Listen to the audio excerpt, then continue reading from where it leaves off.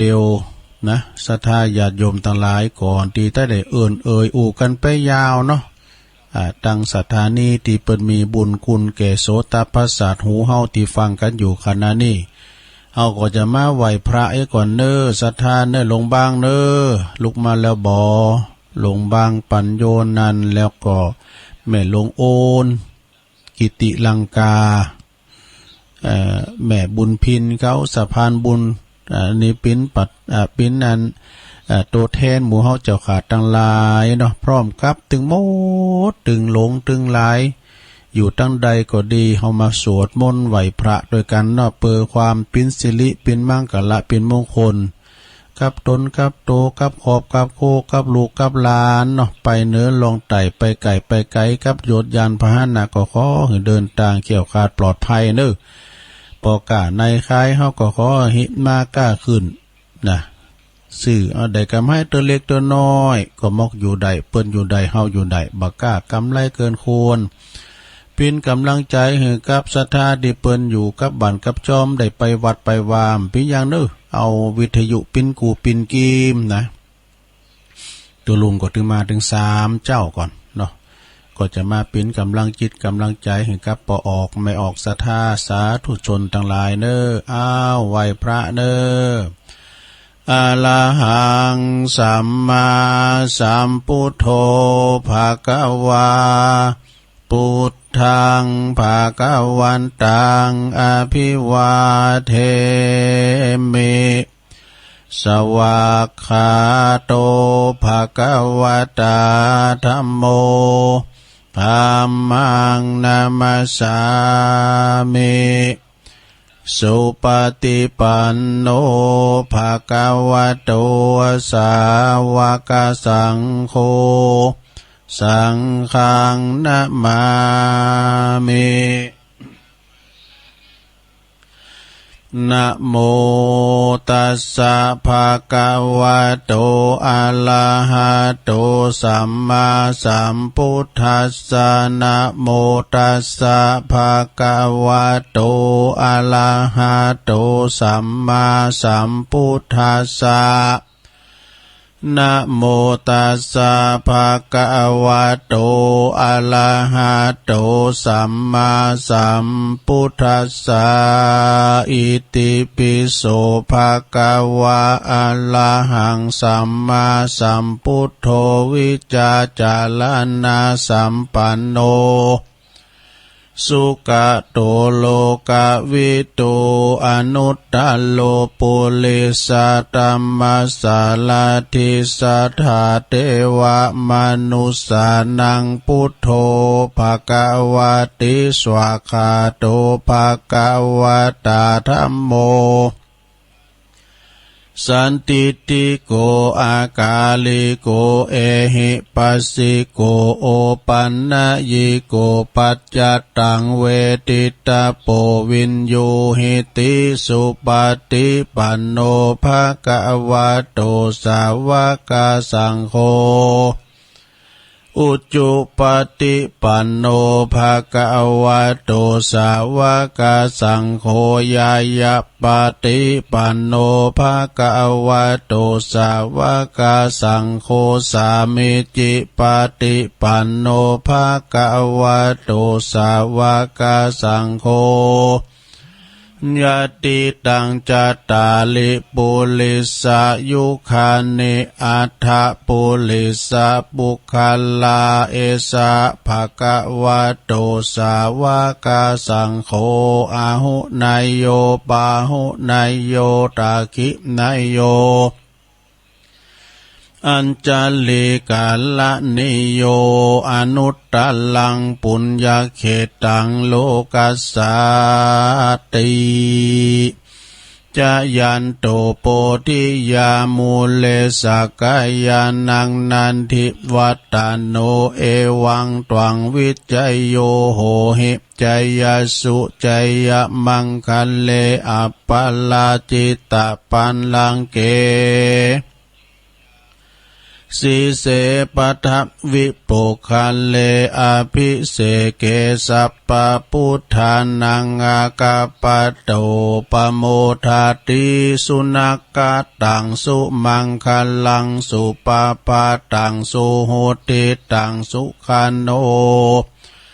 สุโมโหโตจะสุยิทังพระมจาลิสุปทักขินังกายะกัมมังวาจากัมมังปทักขินังปทักขินังมโนกัมมังปณิทิเตปทักขินา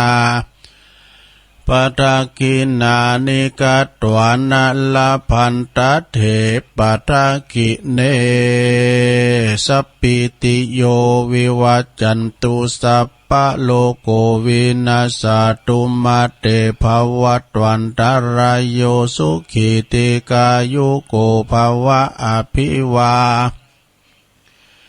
ตานาสีลิสันนิจังวุตาปัจจายโนจัตตารโอธรรมาวตันติอายุวันโนสุขังปะลังเอาแล้วศรัทธาญาติโยมทั้งหลายตุลุงก็ได้ปิ้นเก้าปิ้นโหสวดมนต์นะพุทธคุณธรรมคุณสังฆคุณ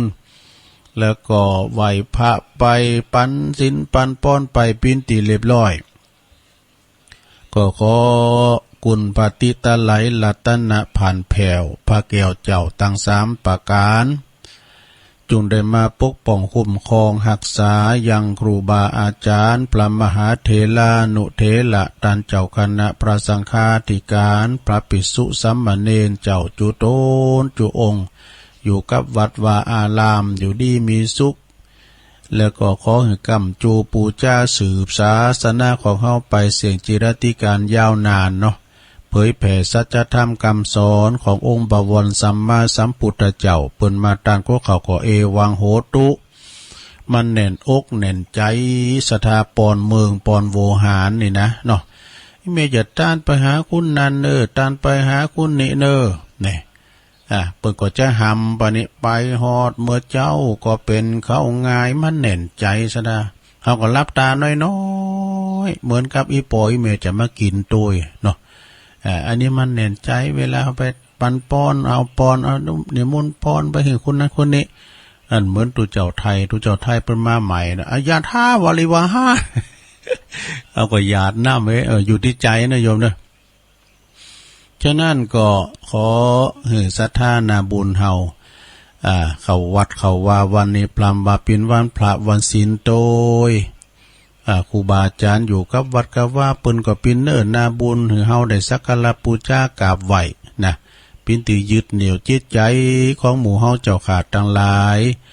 ครูบาอาจารย์พระสงฆ์องค์สังฆเจ้าเป็นรัตนะดวงที่3พระพุทธพระธรรมพระสงฆ์ก่อนนับถือเนาะนะเคารพนับถือ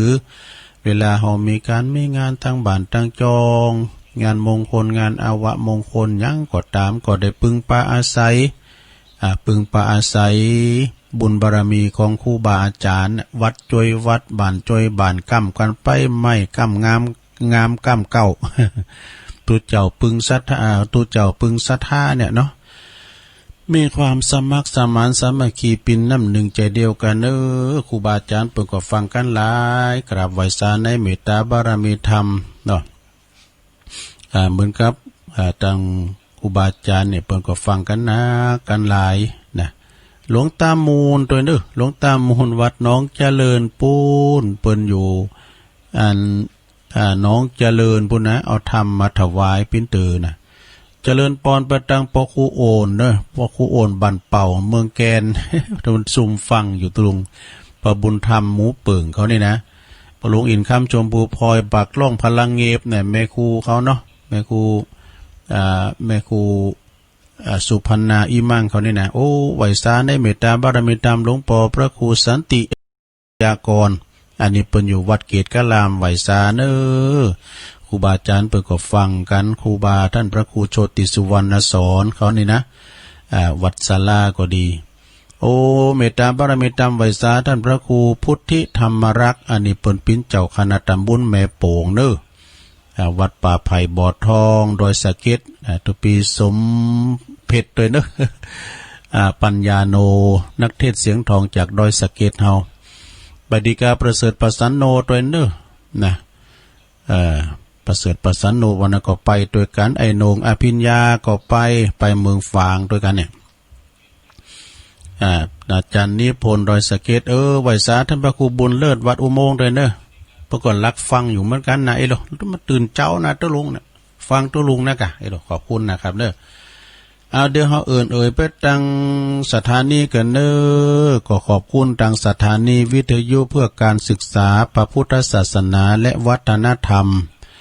FM 104.50 เมกะเฮิรตซ์นี่อันนี้สถานีแม่ไข่ใหญ่เฮากำแล้ว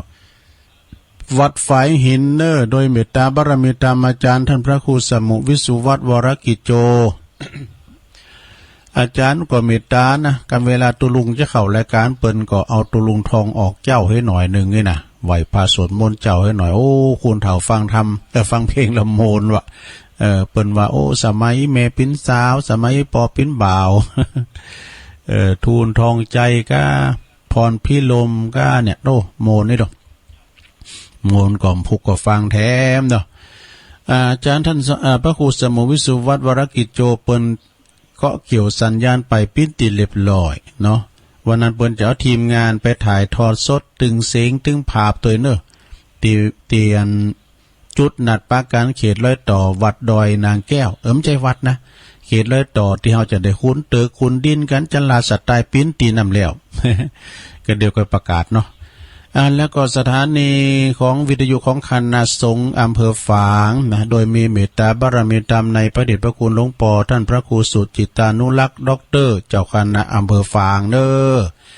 เมตตาบารมีธรรมของเปิ้นนะฮะ FM 100.25 เมกะเฮิรตซ์ตั้งอยู่ที่วัดพระบาทอุดมนำบ่อสาวาสำนักวิปัสสนาเนาะโดยตุปีจำเริญโชติธรรมโมวัดสันโค้งก็เกี่ยวสัญญาณไปพี่น้องเมืองฟังครอบคลุมหมดเนอะตั้งแต่ปุ่นนะตั้งแต่แม่น้ำก๊กปุ่นเนาะ ต่างงานปุ่นวัดตาตอนลองมาครอบคลุมหมดฟังกันอย่างเต็มตีเนอะไปตั้งหน้านุงสูงซ่องตุลุงตวยวันนั้นก็ไม่ได้ตากตายกันไปว่ากันพี่น้องหน้านุงสูงซ่องตุลุงก็มากันหลายโดยการนำของปอเล่งนาลงกิติวงศ์ก็เดียวกับทำกรรมจะได้อ่านไล่จืออยู่นะแล้วก็สถานีวิทยุแถมหลายคืนอยู่ก็มีของประดมในจะหับตอน5 โมงถึง 7 โมงนะบ้านทุ่งเรดิโอแต่เมื่อแรงบ่าย3 ถึง 4 โมงเปิ้นถวายเวลาทั้ง1 ชั่วโมงบ้านทุ่งเรดิโอเนาะ89.50ประดมลุงดมแม่เทียมวันพุทธวงศ์ขอบคุณเนอะสถานีวิทยุแดนดินถิ่นล้านนานะตั้งอยู่ที่บ้านโฮงโงตำบลนำบ่อหลวงอำเภอสันปัดต้องโดยคุณรุจิสมบัติเงาคำปีไอใต้โหเฮาเนี่ยเปิ้นเป็นจิตอาสาเนอะ103.50บ้านทุ่งเรดิโอแล้วก็สถานีคืนบุญดอยทำการแม่แจ่มมนเสียงธรรมจากแม่แจ่ม106.25 เมกะเฮิรตซ์โดยเมตตาบารมีธรรมหลวงปู่พระครูมงคลวิสิทธิ์หลวงพ่อใหญ่เฮาเนาะเจ้าคณะอำเภอแม่แจ่มเจ้าวัดบุพารามนะแล้วก็ตำบลช่างเครื่องอำเภอแม่แจ่มเนอโดยตุปีอุทัยเปิ้นได้ก็เกี่ยวสัญญาณไปปิ้นติเรียบร้อยและสถานี98.75เนื้อคลื่นธรรมะเพื่อชุมชนวัดห้วยตองซักตำบลคงเป้าโดยเมตตาบารมีธรรมอาจารย์พระครูวาปีวรมานิตเจ้าอาวาสวัดห้วยตองซักอาจารย์ชาวลิตชยวังโสพระเจ้าหน้าที่เฮาก็เกี่ยวสัญญาณไปปิ้นตีเรียบร้อยแล้วก็คืน 101.75 เมกะเฮิรตซ์น่านฟ้าเรดิโอนะอันนี้เพิ่นก็ตั้งอยู่ในเมืองตั้งตำบลป่าแดดปุณณสถานเวลาอันนั้นลุกาอินเทอร์เน็ตบัดสะเทียนก็บัดจะได้ก็เฮาก็ไล่ไปหาด้วยกันไล่ไปขุนขวาหากันเนาะแล้วก็ตึงเปิ้นฟังตั้งระบบออนไลน์ระบบอินเทอร์เน็ตเนาะตั้งแอปตั้งไลน์ก็ดีขอบคุณเด้อที่ได้ฟังกันเนาะศรัทธาญาติโยมทั้งหลายไปตั้งสถานีไปปิ้นตีเรียบร้อยที่เปิ้นมีบุญหูบุญคุณแก่หมู่เฮาเจ้าขาตั้งหลายเนาะก็ฟังกันไปศรัทธาเนาะจะได้ทุกอิริยาบถ4นั่งนอนยืนเดิน พองก็ลุกมายิบจักพองก็ลุกมาหนึ่งเข่า พองก็กะเกมจะไปวัดไปว่ากันเนาะก็ปินตีนาอนุโมทนากับศรัทธาญาติโยมต่างหลายแต่เจ้านี่ก็มีหลายสายที่เพิ่นโทรมาตื่นแล้วก็ตุลุงก็ตื่นแล้วเรียบร้อยขอบคุณเนาะขอบคุณเจริญปอนขอบคุณไปตังคุณแม่บัวผินสุนทรเวชจากเมืองศาสตร์เนอะอันนี้เปิ้นกรรมกับอินเทอร์เน็ตตุลุงเจริญปอนขอบคุณเนอะไอ้ปะกันปุ่นนำบ่อซาวาเนาะแม่เลี้ยงบัวผินสุนทรเวชนะแล้วก็ขอบคุณครับท่านพระสุภฤกษ์สุทธสีโรตุน้องตุหลานตุหลานเต้นะหลายปีกเนี่ยเปิ้นอยู่วัดบ้านเรือนทรายทอง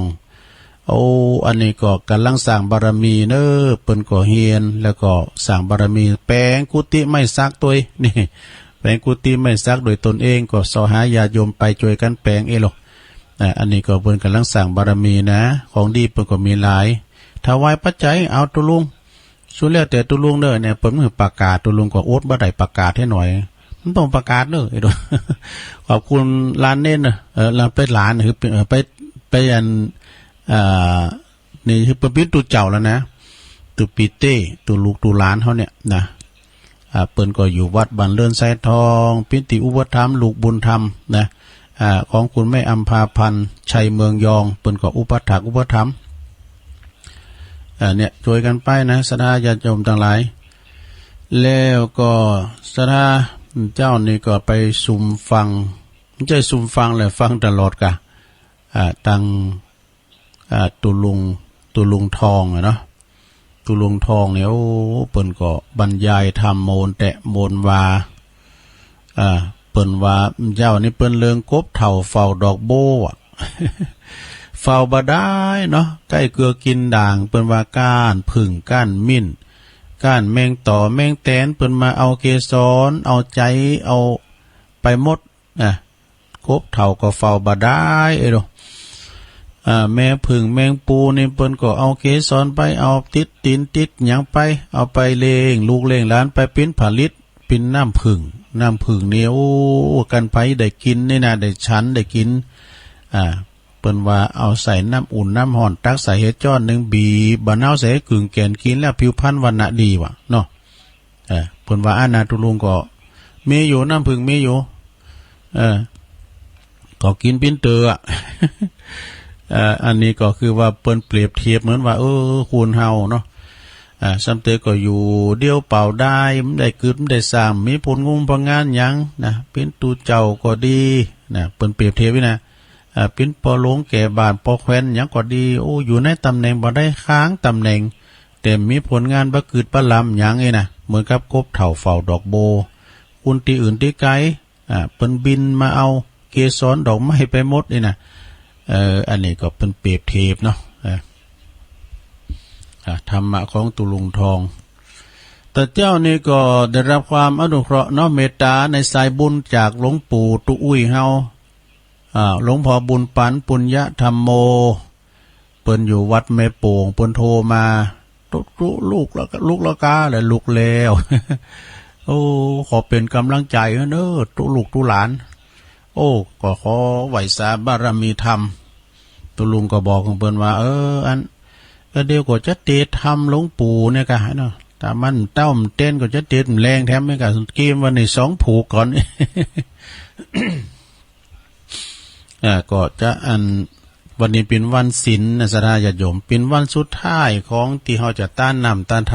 ำพิจารณาตุลุงกันมันหมดวันนี้แล้วดิตานก็ตานได้อยู่แต่มันเข้มข้นเราจะปีกหอปีเคินปีกตีอยู่กันแล้ววันนี้เตียงคืนเนี่ยประตูอาบายเนี่ยประตูบ่อนละ6จะปิดแล้วเตียงคืนนายดู อันนั้นไผติกินติตานแล้วก็สบายอกสบายใจเนาะเพราะว่าในธรรมพนึงว่าได้ดูในน้ำในธรรมเปตพลีเนี่ยว่านี่วันซื่นก็ได้ยินตุเจ้าครูบาอาจารย์เปิ้นเตดออกวิทยุเหมือนกันนะดังนั้นไผก็ได้ตานก็ไปตานวันนี้ยังมีเวลาโอกาสเนาะตานกู้เข่ากู้น้ำบางพร้อมก็ตานแล้วก็ตานแถมก่อนปิ้นยังเข่าเขายังกินถึงวันเนาะอันนั้นปีนึงตานเตือนเนาะในธรรมผูกหนึ่งเปตพลีเนี่ยเปิ้นบอกว่า ในธรรมเปิ้นว่าอีน่ะโยมเด้อแต่ลองเล่าให้ฟังนะแต่เอาลำนำให้หน่อยเนาะการว่าฝูงเพศตั้งหลายขึ้นมาลอดแล้วเขาก็มาสอดแสวงหาฝูงญาติพี่น้องอันอยู่ในแห่งห้องเมืองคนวังจักใดละบุญกุศลที่เหือตนใดพ้นจากอันเป็นเปตวิสัยฝูงเพศตั้งหลายอันเป็นพ่อและแม่เป็นปู่ย่าตายายก็รีบพะพายเล่นไปหาลูกเต้าหลานเล่นนี่ลูก ส่วนอันว่าเพศอันเป็นฝูงลูกหลานเลนก็เล่นไปหาสอดหายังปิตามันดาปู่ย่าตายายแห่งไผ่มาอันนี้นะสอดหากันตัวเขตห้องฝูงเป็นเพศเป็นน้องก่อนเล่นไปหาพี่ฝูงเพศเป็นพี่ก่อนเล่นไปหาน้องตามตัวห้องเกหาส่วนว่าเพศตังผู้เป็นสามีกาก็เล่นไปหาภรรยาเมียเก่าส่วนว่าเพศภรรยานานลาวก็เล่นไปหาผัวหกเล่นสอดหาตามเกหะสาทานและกองน้อยใหญ่พับเรียบไข่ไปมาอีนะ ในวัดในว่าอารามกุฏิวิหารและโบสถ์เพื่อจักงาทาเอาของที่เขามาตานอันลูกหลานได้ยื่นปันบางพ้องก็มาสำแดงฮือหันเป็นตูนเป็นตัวอย่างอันนี้มันเป็นส่วนหนึ่งนะสดาญาติโยมเนาะส่วนหนึ่งอันใดส่วนหนึ่งในธรรมเปตพลี ที่เปิ้นได้ลิขิตเขียนไว้ในธรรมนะสดานะในธรรมฝูงเพศตั้งหลายก็ต้านกูปีนี่ด้วยนะกดต้านกูปีนะกะเฮามันถึงวันนั้นเปิ้นต้านก็โตต้านนี่เนาะเฮาก็ยังกินข้าวกูวันน่ะเนาะต้านไปเตอวันนี้ไผมันได้ต้านก็ไปต้านซัมเตอเฮาได้ต้านสักขันเนี่ยเปิ้นจะปิกกันหมดแล้วเปิ้นปิกกันไปหมดแล้วขึ้นสวรรค์ชั้นฟ้าอันนั้นยังถ่ายอยู่นอกวัดอยู่ฮะเนาะต้องคือผอมันก็เป็นคติธรรมเหมือนกันเด้อศรัทธาเด้อก็ต้านไปเนาะตอนเตเปิ้นมาถาล่ออยู่โอ้หวังกินกับลูกกับหลานวิญญาณแม่สดาหันวิญญาณแม่อันที่มันเป็นมิวสิก เป็นเพลงประกอบละครเนาะแม่ก็ท้าท้าลูกท้าหลานนี่นะ อันนี้ก็เป็นธรรมเปตพลีก็ที่เฮาถือปฏิบัติกันมาเดือน12เปิ้นปล่อยเพจปล่อยผีเนี่ยเปิ้นก็ต้านสลากหากไม้ต้านเข้ารุ่นบาทต้านสั่งต้านตุนเงินกันเป็นกุศโลบายในการทำบุญเป็นความกตัญญูกตเวทิตาคุณเนอะสดาเนอะบางคนนะก็คิดถึงปอถึงแม่เวลาปอแม่ตายรับขันดับขันไปแล้วก็ทำบุญอุทิศทานเนาะของได้ดิเปิ้นมักก้าสมัยแม่มตายเด้อเนี่ยแค่นี่เปิ้นมักเลยนะก็เขาก็ทำไปตานเปิ้นเนาะบางคนเนี่ยเวลาเกี่ยวเข่าเอาน้ำเอาเข่ามาแล้วนะใส่เหล้าใส่หลงถ้าพอมื้อจันทร์วันดีจะเอาไปสีวันใดสีแล้วปุ๊บเปิ้นเอาไปตานเข่าใหม่กันลูกเนาะเข่าใหม่มันก่อนก็หอมซะนะเปิ้นขายข้าวกล่องนี่นะปุตตมันยังมาหอมเข่าใหม่ลูกเนาะเนี่ยนึกถึงบุญคุณของปอของแม่นะสดาญาติโยมทั้งหลายแต่ว่านี่ตุลุงก็มาฟังอาจารย์ท่านพระครูวิสิทธิ์อันเปิ้นเป็นเจ้าคณะตำบลป่าเดชศิลาพรกับวิสิทธิ์ศิลาพรก็ฮะแต่เปิ้นเป็นองค์เตศนะก็เตศเรื่องอันเนี้ยนะตั้งเนี่ยมาตาปิตุอีกฮะฟังแล้วเปิ้นหำเรื่องคุณปอคุณแม่นี่นะสะทาปินดีหล่อเมาเอาใจฟังแล้วเกิดแล้วกัดอกเด้อฟังเขานะน้ำตาจะตกเฮ็ดได้เปิ้นก็ว่าจะไปละไปลืมปอแม่เป่าเปียวเดียวดายอยู่กับบ้านกับจองไปหาเปิ้นพองเอาข้าวเอาน้ำไปให้เปิ้นปั้นเปิ้นกินกืดอย่ามือฮอดเปิ้นเลี้ยงเฮาใหญ่หน้ากาบ้านมาแล้วอีน่ะ กำได้ไปอย่างได้อย่างหนึ่งให้ก็ดีก็ขอโทรศัพท์ไปถามเปิ้นช้าเราทุกสุกดิบนะป้อกาเป็นได้ป้องสบายดีบ่กินข้าวลำอยู่ก้าอันปล่อยผมเช็ดการเช็ดงานจะไปแอวหาดูนะจะไปมามได้ซื้อยุกซื้อยาซื้อของฝากเมื่อเปิ่นม้ออีเปิ้นก็พอใจแล้วเนาะพ่อแม่เนี่ยเปิ้นหวังว่าลูกได้ทำงานดีแล้วมีงานมีการปินลักปินแหล่งนะแล้วก็แบ่งบ่ายมาหือปอหือแม่อันนี้ก็เป็นบุญเนอศรัทธาเนอะจะว่าโอ้บางคนนี่มนจ้าวานกับคนอื่นในปวดทุยครับบอกกับแม่สะตกสายย่านนี่ดอกจะไปเยอ่านศรัทธาเวลาโทรหาคนอื่นในปวดโทรครับผมเวลาโทรหาปอหาแม่โทรมาน่ะบ้าโมนบางงานน่ะคำจ้าเนี่ยมันสำคัญเนอะศรัทธาเนอะหือเปิ้นฮักก็อยากหนักจักวางหือเปิ้นจางกำเดียวก็ได้นะกับปอกับแม่นะกิริยาท่าทางแล้วแต่ก็เฮาเกิดว่าผักกุนตั้งหลายเนี่ยเป็นของผักกุนปอผักกุนแม่เขาของเงินคำสัมปติให้นาปาตั้งปอแม่ตายละไหวเฮาก็กึดตึงถึงเปิ้นนี่นะเวลาว่ากึดว่าถึงวันเดือนจีปีใหม่เดือน12ก็เข้าพรรษาองศาเฮาก็ต้านโกเข้าเปิ้นอันนี้ก็ถือว่าเฮามีความกตัญญูกตเวทิตากุลเนาะนะเอามาพร้อมก่อนพ่อแม่เนี่ยเปิ้นมีลูกหนักนะลูกหนักแล้วก็เปิ้นอายุยืนเนี่ย70 80 90เปิ้นถึงจะตายนะการไปขาลากศพไปที่ป่าแหวปัจจ้าแล้วนะเปิ้นจะอ่านประวัตินะแม่คนนั้นมีลูกเป็นลูกคนนั้นเป็นลูกคนนั้นมีพี่น้องต่าง7ต่าง8แต่เติมมีลูกมีเต่ามีปิ้นโหลเขามีนะสถานะคุณเก่านี่ลูกดกนะสถาเปิ้นจะมียาคุมดอกแล้วก็มันมีความผูกพันเย็นยังก็จอยกันลุ่มๆแล้วก็กันเวลาว่ากินเนี่ยนะปั่นก็กินข้าวนะโตยืนมือสองให้ป้อเข้า อันนี้มันมีความผูกพันอีปอได้ปั่นเข่ากับโมดกินเข่ากับลำนี่กินเข่าลำกินน้ำลุงไว้กะเนาะแล้วประเดี๋ยวนี้คุณเฮานี่มีลูกคุณ2คนในเล่งถ้าไข่มันกลุ่มเล่งกับกลุ่มมันมาหือแม่เพี่เล่งโอ้ยแม่ก็เล่งสู้แล้วในสู้ซ้ำเอาลูกมาอีแม่เล่งหลานแท้มั้ยเล่งเข้าไปบ่เล่งลูกเขาเนาะแต่ก่อนพี่ยังคุณเฒ่าจะหายงอมเนอะสระเนี่ยก็มีหลานอยู่ต้วยน่ะหายงอมกะอันเดก็เปิ้นไปวัดไปว่าเปิ้นจนไปวัดก็บ่ได้ไปนั่นก็ตึกบ้านหลานเนี่ยกะ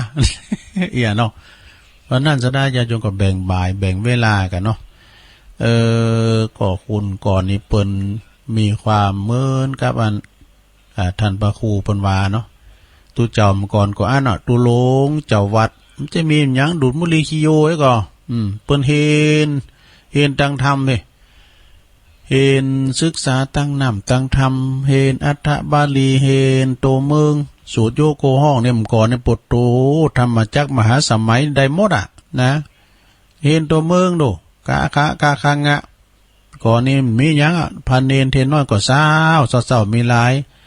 แรงมาคำมาก็ปาลูพระลานเน้นก็มาสวดมนต์ในวิหารของลงเมตตาภาวนาแล้วก็วินนามาวันตาหน่อยแล้วก็อบรมพระเนนเนี่ยตุลงก่อนนะเน้นก่อนนี่ก็จะมีหยังก็ศึกษาหำเฮนเวลาคำมาแล้วก็เอาตุลงไปก่อนนอนเนี่ยเอาห้องมาปิ้นตุนปิ้นอุ้งเอาลองเตะทำมึงฟังดู หมู่ที่เปิ้นตองสูตรก็ตองติ๊กๆอ่ะนึงไผดื่มรับนอนกันน่ะเด้อ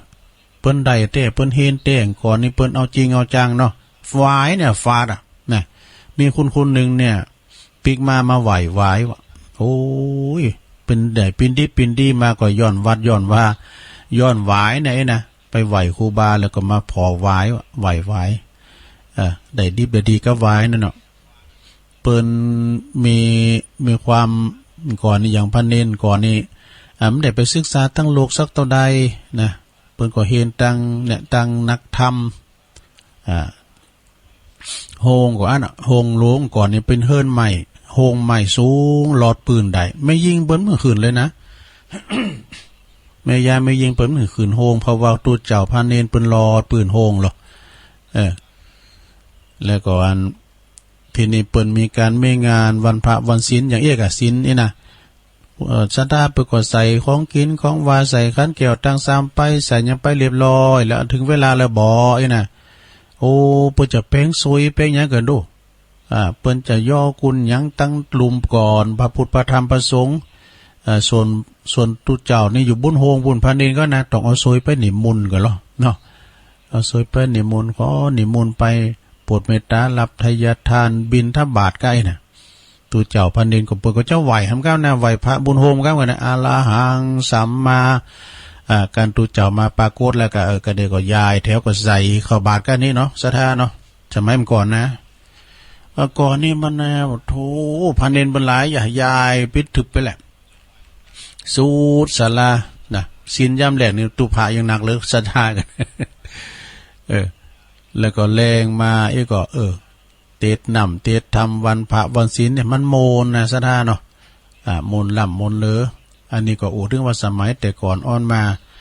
กันเลยว่าเวลากินสลากหากใหม่ไปก็ตกปันกันไปลูกนะตกปันกันไปคุณก่อนก็กินต้านเตกินต้านว่าสังกรรมในการในคูณมาติ๊กๆก็เหมือนเดียวนี่ก็เพิ่นก็มีกระตานนะแล้วก็วัดว่าอารามบ่เดี๋ยวเนี่ยสถามันทดถอยไปทดถอยหยังทดถอยเรื่องพระเนรมันบ่ค่อยมีสถาเขียมไปเมื่อก่อนนี่ตังวัดตังวาครูบาเรื่องกินเรื่องตานไปประชุมกันหรอ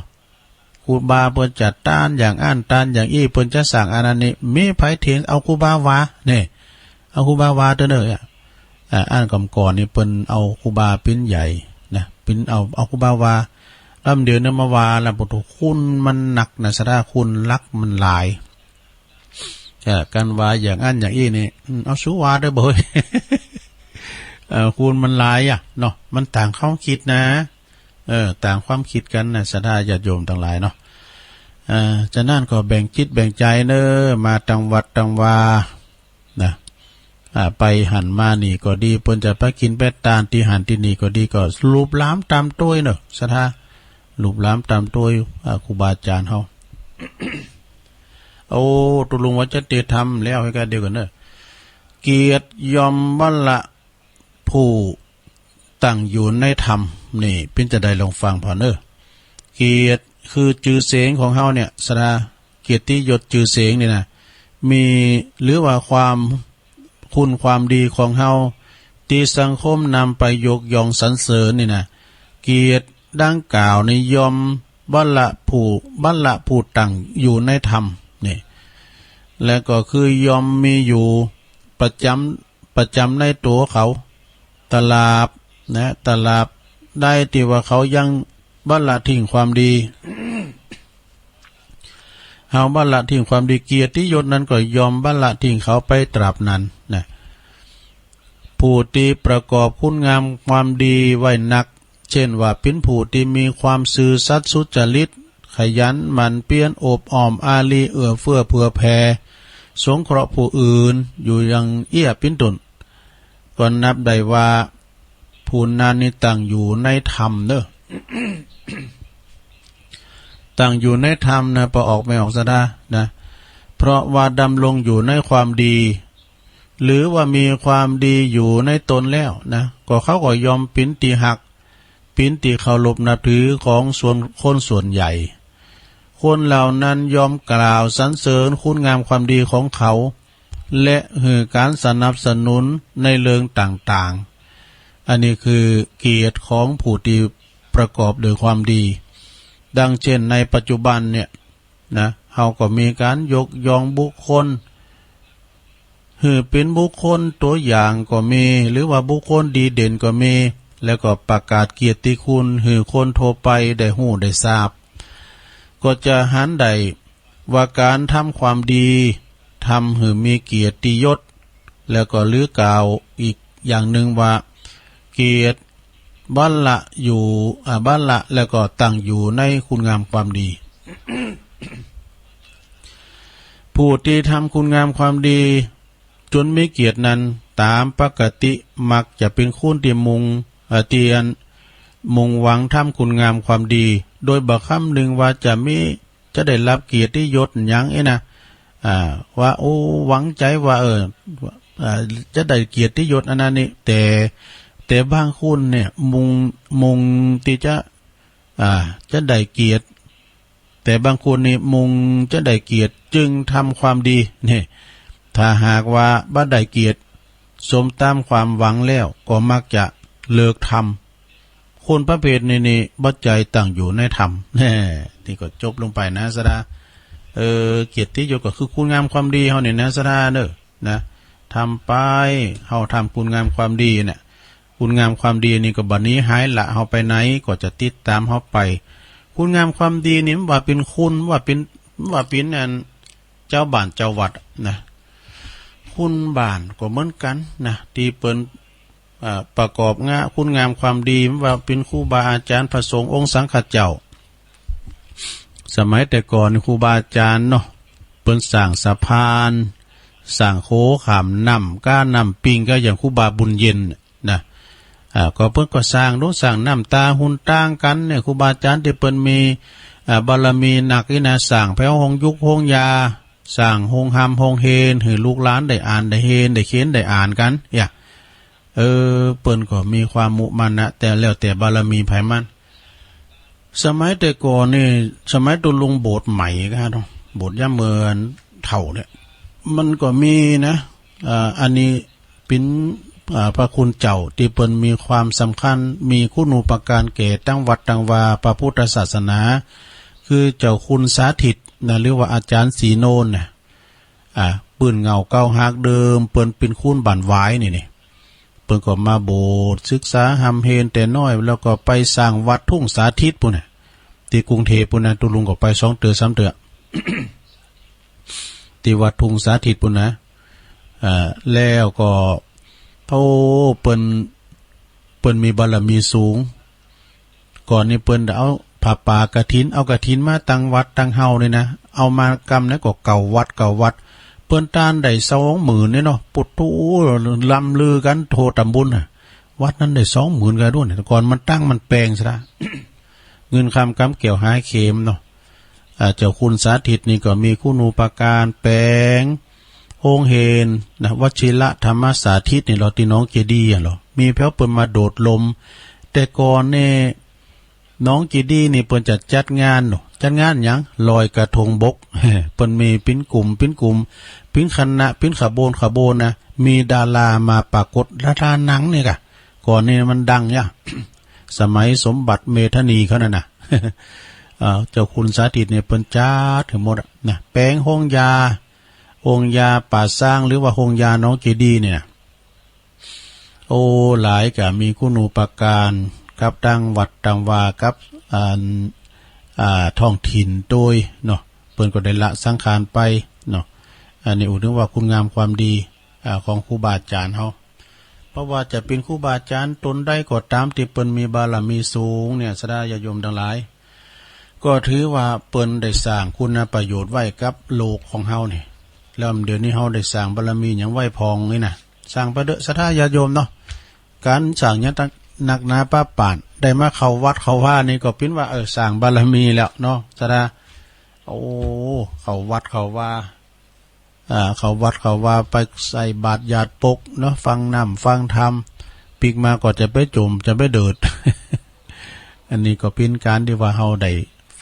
ฟังน้ำฟังธรรมกันตัวลุงก็ติ๊กไว้แล้วมีไหนเฮ้เนี่ยมามาจากันมามาจากันถ้าว่าวันนี้ตัวลุง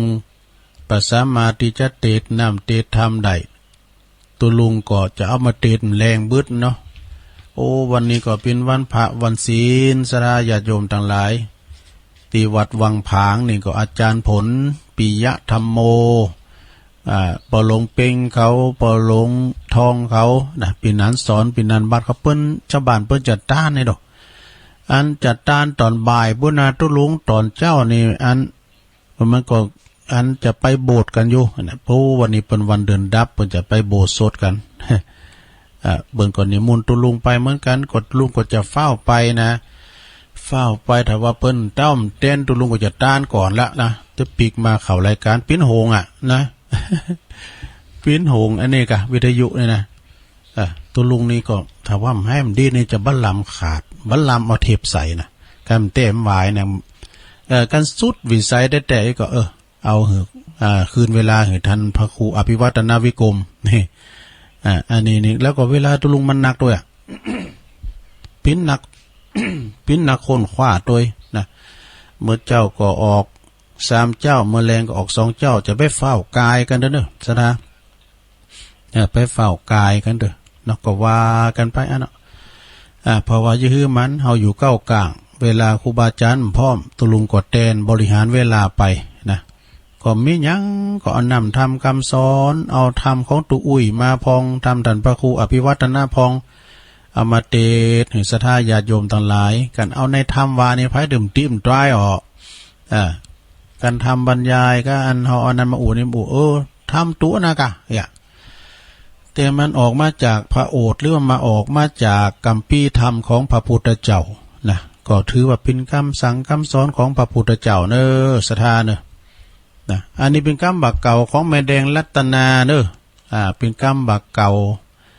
ในหนังสือที่เปิ้นถวายมาเหมือนว่าแล้วกำก็เห็น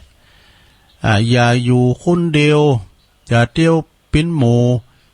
อย่าอู่กันดังอย่าฟังคำสอนคำสออันนี้ก็เป็นคำดีนะซะได้เนี่ยเป็นคำสอนเนี่ยมันน่ะได้ยินตุลุงทองบนวานะ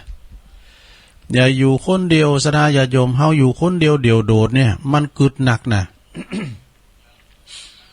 การเฮาอยู่ด้วยหมู่ปิ้นจุ้มนี่มันลืมความกึดโดมันหายงอมมันได้มีเรื่องอู่การคุณเถ่ามาป้ากันในบทโตชมของเก่าเล่าความหลังอู่กะเรื่องเก่านั่นนะสมัยมก่อนเนาะโดดเดี่ยวมก่อนนะ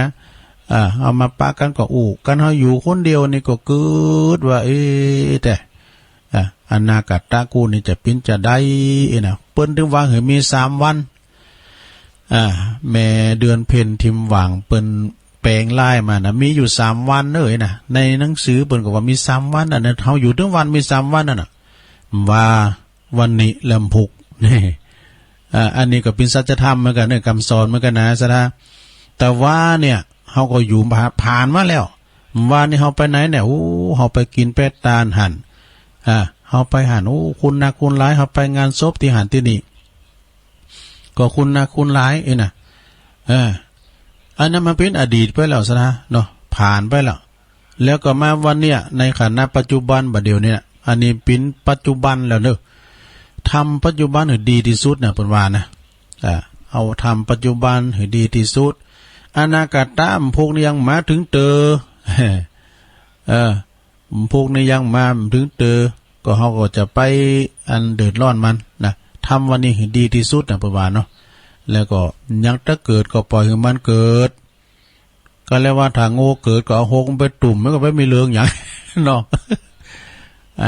แล้วเธอก็กินบ้านได้นอนบ้านรับกึดหนักกึดหลายกึดเลิงลูกเลิงล้านไปอยู่ในถอยฟังกรรมเทงกรรมบัดตกฝากาเนี่ยมันปล่อยเข้าไปเตอลงเลยคุณบาเดียวนี่นะเขารักหรือเฮาแต่ว่าต้องรักต้องมีคุณธรรมด้วยนะละเด็กละอ่อนบาเดียวนี้มันวัยของเขาอย่างตุลุงไปวางเน้นเขานะมันวัยของเขาเนาะเขาก็สอนตัวเขาไปพองปล่อยเขาไปพองไปเตือนนะปล่อยว่างนะลงเนอะลูกหลานก็เหมือนกันนะกินแอลพ่อแม่ก็ปิ้นโหงก็แม่เนาะลูกไผ่ก็ใจมันปิ้นโหงนะเนาะมันจะไปตบไปตีเปิ้นกันหรือว่ามันจะโดนเปิ้นบุบเปิ้นตีกันมันนึกขึ้นไปสะปะกันรถเคืองเข้าบ้านมาตึงปิ้นล่ำปิ้นนอนดูฟังกันรถเคืองกันรถเคืองเข้ามาก่อนลาวันนี้ จะไปอยู่คนเดียวนะลงเนอะอยู่คนเดียวเนี่ยก็มันกึดหนักแล้วก็คือคนปิ้นหมูปิ้นจุ่มอย่าเตี้ยวกันมาปิ้นหมูเนี่ยกันเฮาเตี้ยวมาอดกับกองอดด้วยนะก็ทำเหมือนมันเกะกะถนนหนทางว่ะนะเปิ้นว่าการเฮาอยู่ถนนคนต่างก็จะไปลืมนะถนนเนี่ยเดี๋ยวนะวันนั้นตุลุงไปเข้าไปในเมืองได้เฮาถึงเบรกแหงไว้เนาะแต่ตะตามนะแต่เฮาจะออกปากนะเข เขาจ้างขับรถเลยเราพอจะจีแต่ตามก็ได้แล้วกันมันก็สมมติว่าการหนามันเบรกเนี่ยมันดึงต่ำกันน่ะอันนี้ก็มันก็คือเปิ่นรถมันจะบีบินอ่ะเขาต้องระวังทั้งเปิ่นพองทั้งเข้าพองเนี่ยรถก็เข้าในเมืองเราดึงดูตางผอปุ๊ดดูตางผอรถดูตางเลิกรถอ่ะ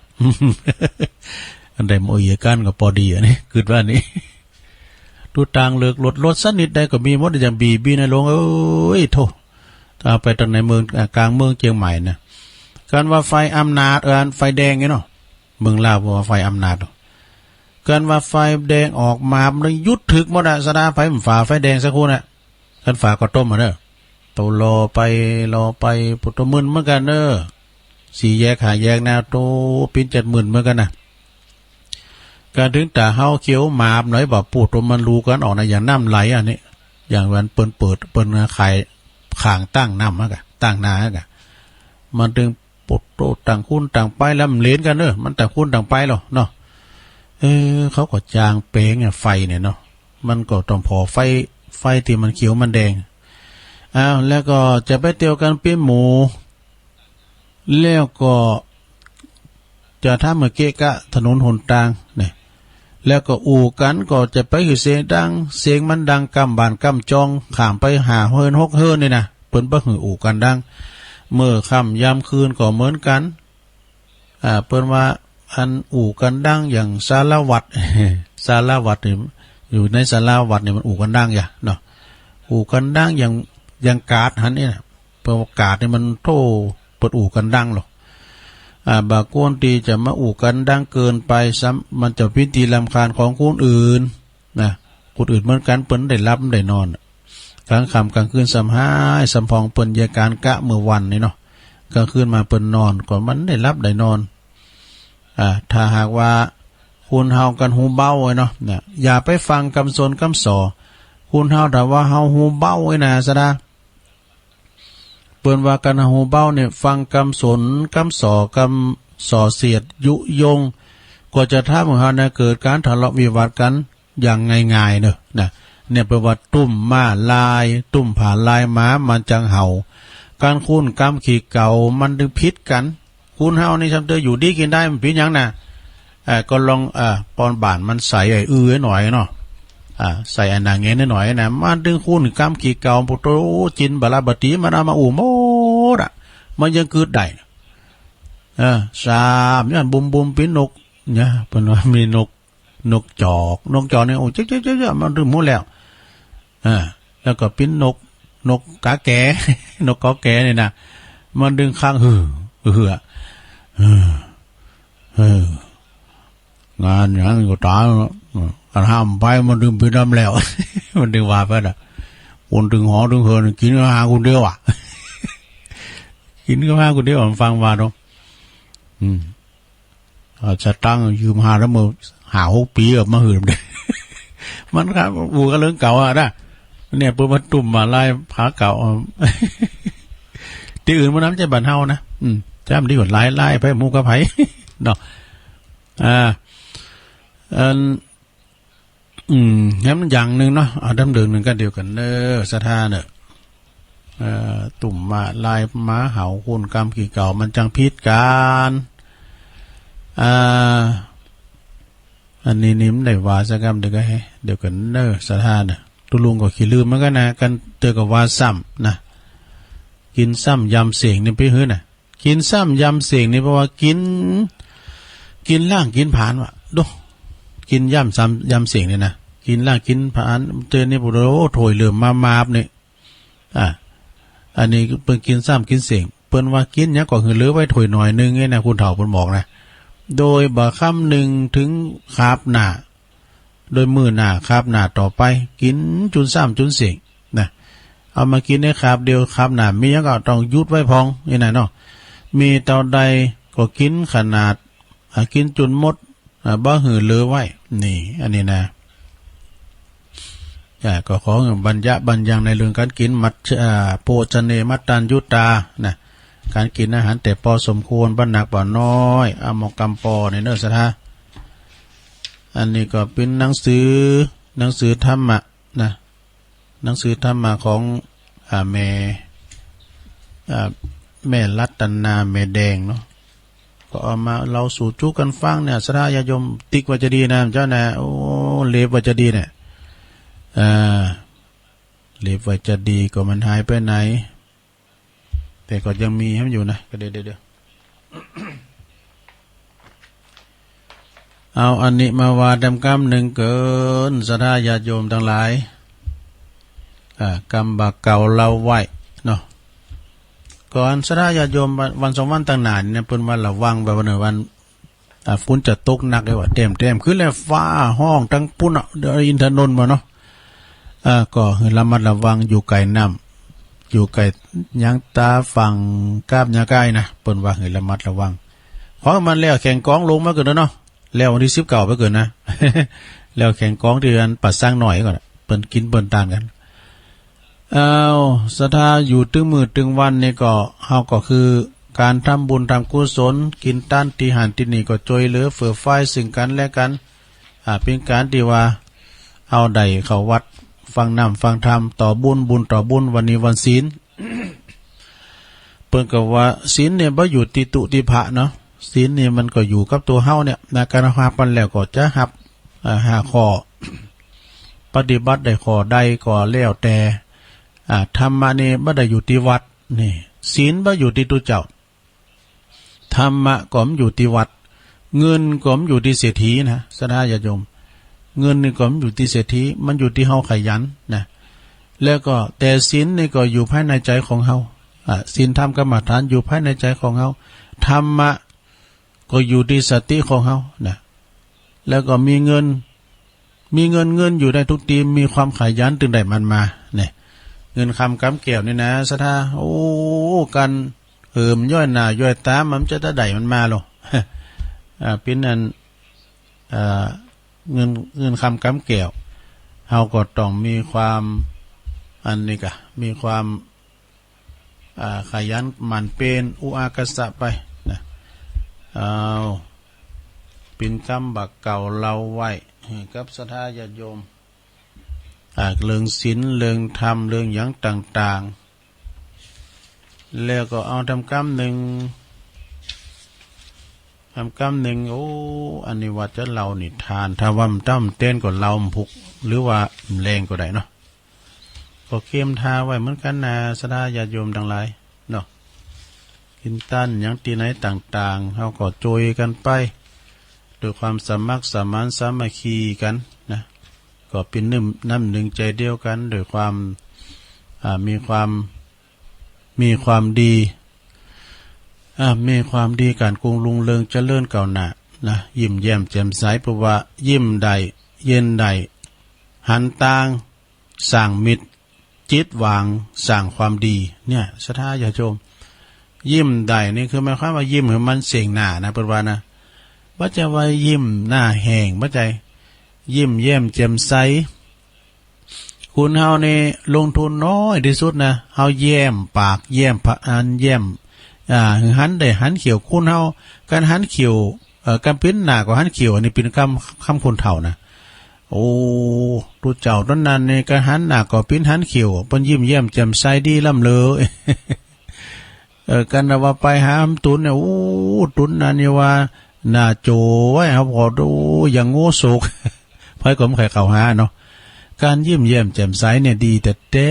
นะบ่ว่าจะเป็นพระสงฆ์องค์เนนนะบ่ว่าจะเป็นนักการเมืองถ้าว่าเปิ้นไปหาเสียงนั่นนะเปิ้นดึงยิ้มนะทรงร้อยยิ้มติ๊กๆนะยกมือไหวติ๊กๆอ่ะที่เปิ้นไปหาเสียงน่ะสักคุณนักก็ไหวคุณน้อยก็ไหวเอาไปมาไหวคุณขับรถรถเก่าโหเป็นว่าคิงกะ เปิ้นดึงมืออ่อนเนาะเปิ้นไหวช้ากันอย่างแต่ว่าตัวลุงก็เฝ้าวัดวันคำหลวงพ่อเปิ้นไปหมอนัดโดยที่สีผัดแล้วก็รถไปประชุมที่โรงแรมอย่างนั้นนะตัวลุงเปิ้นก็หลวงพ่อเปิ้นก็บอกว่าตัวลุงเฝ้าวัดเนอะเฝ้าวัดก็ได้พอศาลาตัวอย่างพองไอ้กะนะอันเดียวก็ลักมาหยิบรับไปหน่อย พอดีก็ท่านนายกเขาเปิ้นมารองนายกปอาวุโสเขาเปิ้นมาหรอ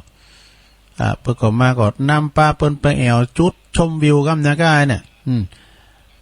เปิ้นก็หันโมเปิ้นจะว่าเคยมานะแต่ว่า บางคุณเปิ่มเคยมาอันนี้ก็เป็นปฏิสัมพันธ์ปฏิสันฐานนะตั้งสถาที่เป็นมาเอวมาพอการคืดการสั่งท่านนายกก็ป้าลบว่าปันแน่นะตะลุงปีนี้นะเดือนยี่เปียงจะแข่งเฮือนะจะจัดงานลอยกระทงนะจะแข่งว่าวนะมีสปะจะโปรโมทที่นั่นฝ่ายน้ำปิงนะจะลองถนนใหม่แต่จะลองถนนใหม่นะที่ปักตังเข้าดอยน้อยเขาเนี่ยกะท่านนายกว่าที่ร้อยตรีสุรพงศ์กาบวังท่านรองบุญเขาท่านปอวุโสท่านรองวิสิตสุรินตะนะมากันหลายอยู่นะระดับผู้นำเปิ้นก็มาแอวมาแวงมาพอมากอยการคืดการสั่งพองไงกะเนี่ยเปิ้นว่ายิ้มได้แล้วก็เย็นได้นะใจเย็นๆนะลงเนอะมีหยังก็คอยอุกจากันใจเย็นใจเย็นเนี่ยเป็นต่อแล้วนะถ้าเฮามีความใจเย็นบ่หุนหันพันแลนนะเกิดพอพิจารณาพอกันหุนหันพันแลนก็อย่างนี้อย่างตุลุงเตดวันนั้นนะก็ฝากลูกน้อยไว้กับแมงปังปอนเนาะแมงจ่อนนะแมงปังปอนก็คือปังปอนนะกะ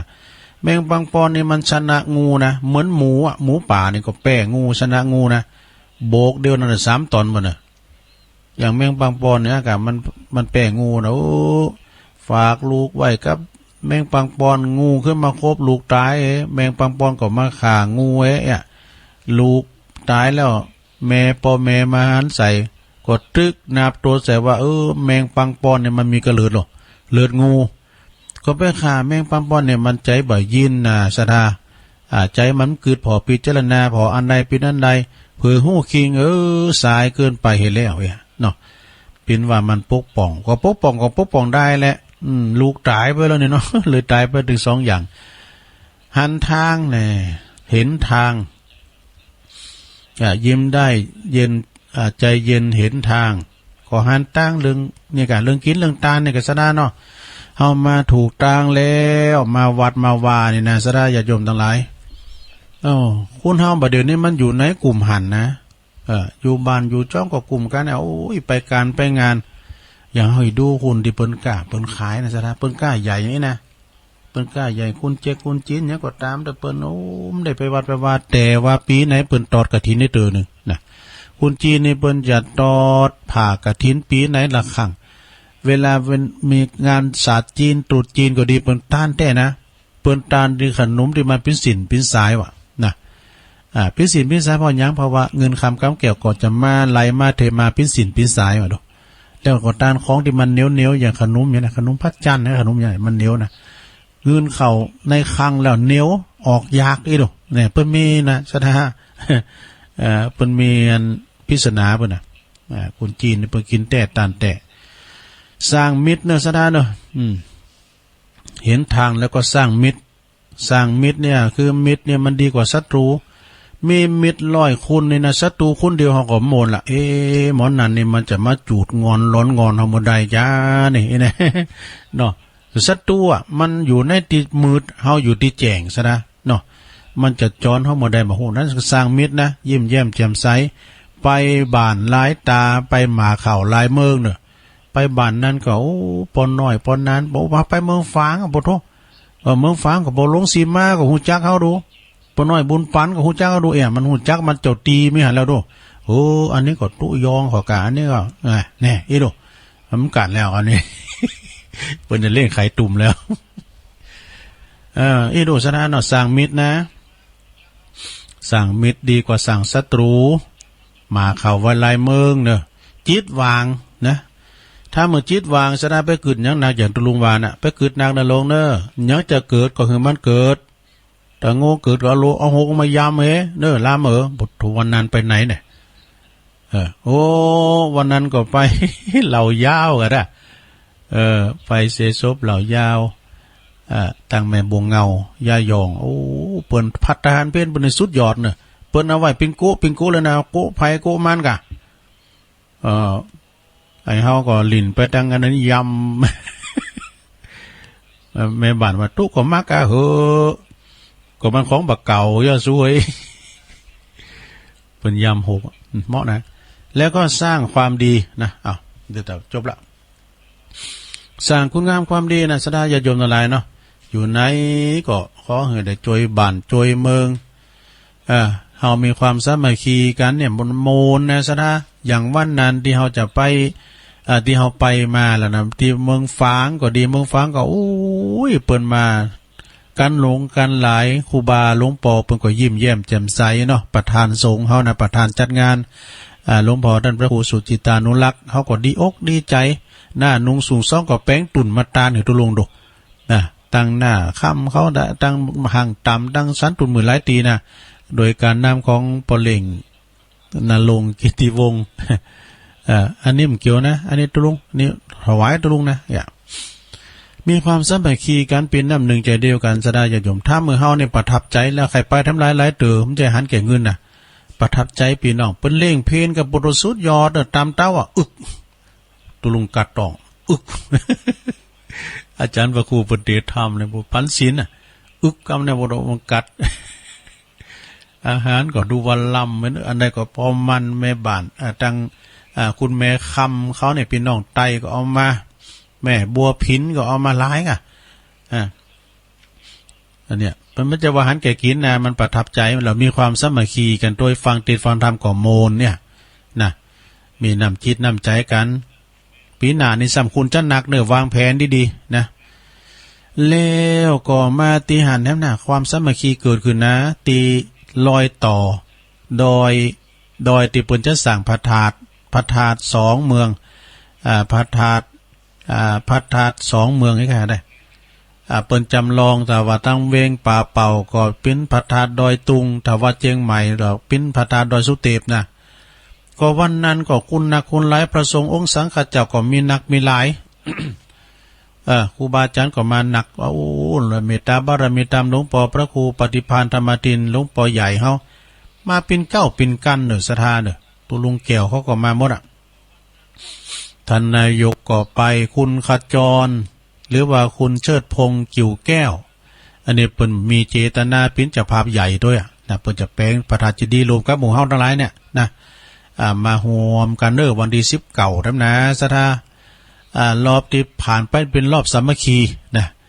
รอบนี้เป็นรอบ19นี่รอบของพี่น้องตำบลแม่เจดีย์แล้วก็ต่อไปแต่น้ำหลายทำหลายอันรอบอยู่เนาะเปิ้นจะมาถ่ายท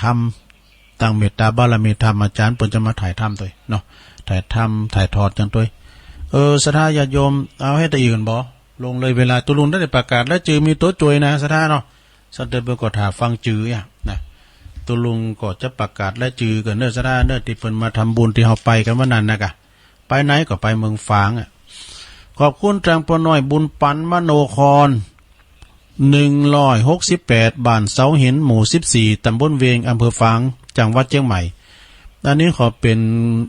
น้ำปู่จาน้ำเลี้ยงเสียงธรรมตุลุงยองเนอะนะวัดพระธาตุดอยน้อย500 บาทอุ้ยสาธุยินดีนะปอเนอะปอน้อยบุญปันอันนี้ในเป็นประธานทางปุ่นเนาะเปิ้นวันนั้นประกอบมาโอ้กับปอน้อยบุญปันเพราะว่าเสียงเป็นหมื่นบ่ก็แฮ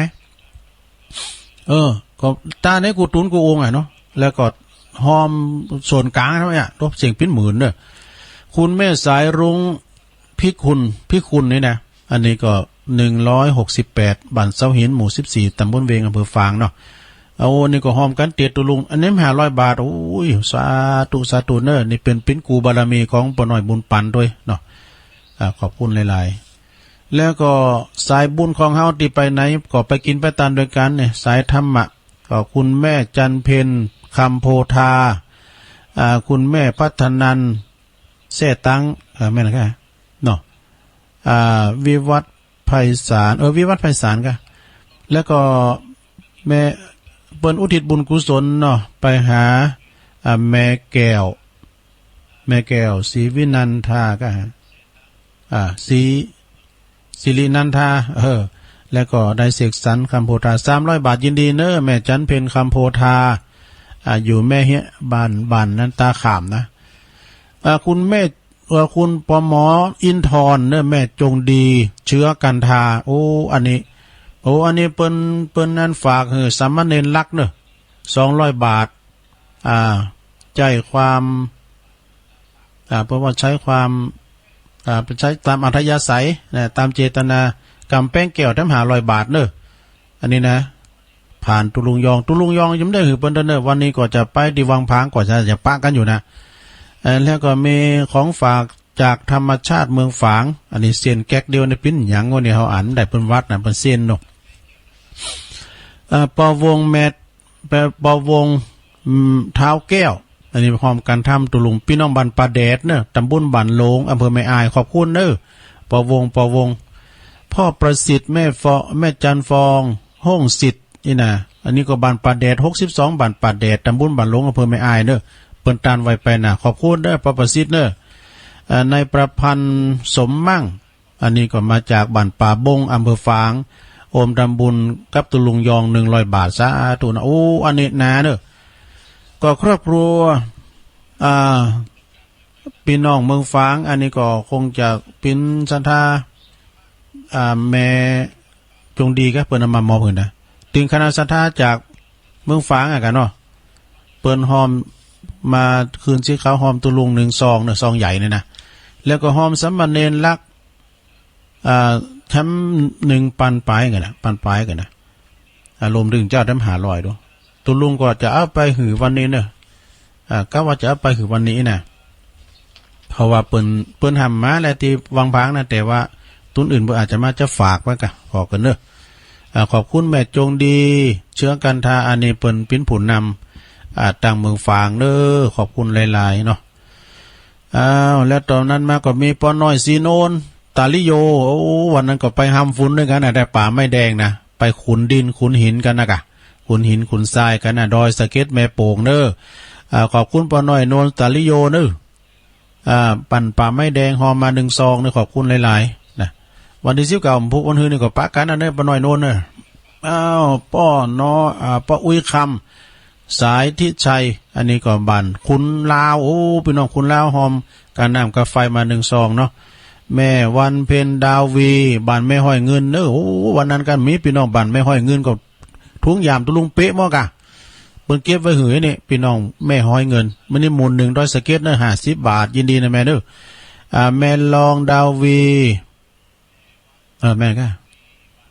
เปิ้นก็โลมทำบุญแรมดอยสะเก็ดไม่ห้อยเงิน100 บาทเด้อแล้วก็มีอันนี้เปิ้นฝากห้อมไปก็มีแม่บุญพินอ่ำคดโรงพยาบาลลานนาแม่มอน้อยเปิ้นก็หอมตาลหั่นนะหอมตาลสั่งรอยต่อหอมตาลสั่งพระธาตุรอยต่อที่วัดดอยนางดอยนางแก้วแถม300 บาทยินดีเนอะแม่ทองสายหลว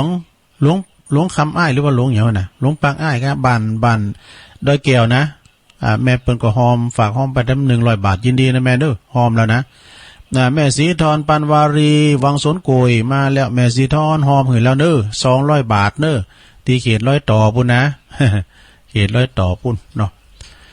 แล้วขอบคุณทางปนันบุญส่งปัญญาเดเนอร์อันนี้นายกพุทธสมาคมแห่งจังหวัดเจียงไฮ้อำเภอเวียงป่าเป้า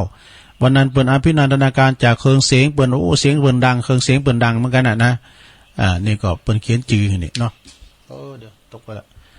มีทั้งหน่อยเนอะสถานเนี่ยย้ำแล้วเด้อเปิดฟังกระจือก่อนก็เดี๋ยวปอสมบุญแม่แก้วลูนหีบทองเนื้อบันใหม่ตำบลสันโป่งอำเภอแม่ริมเนี่ยรวมกันตุลุง1 ซองยินดีหลายๆเนอะปอสิริธรแม่อมราวงแหวนโอ้อันนี้พานอนค้อนโมงเนอะแม่ริมขอหอมปิ้นพุทธปูจาน1 ซองยินดีเนอะปีอมราก็ไปด้วยกันวันนั้นขบวนเดียวกันแล้วก็อันนี้ยายลดคำมันนี่เนี่ยวันนพิละอีกฮะเนาะทรายทองนะบ้านน้องยาวทรายทองนางสาลิกากรสิทธิ์พงศ์นี่ก็แล้วก็ต้นซานแม่ซูนเนอร์1 ซองเนาะ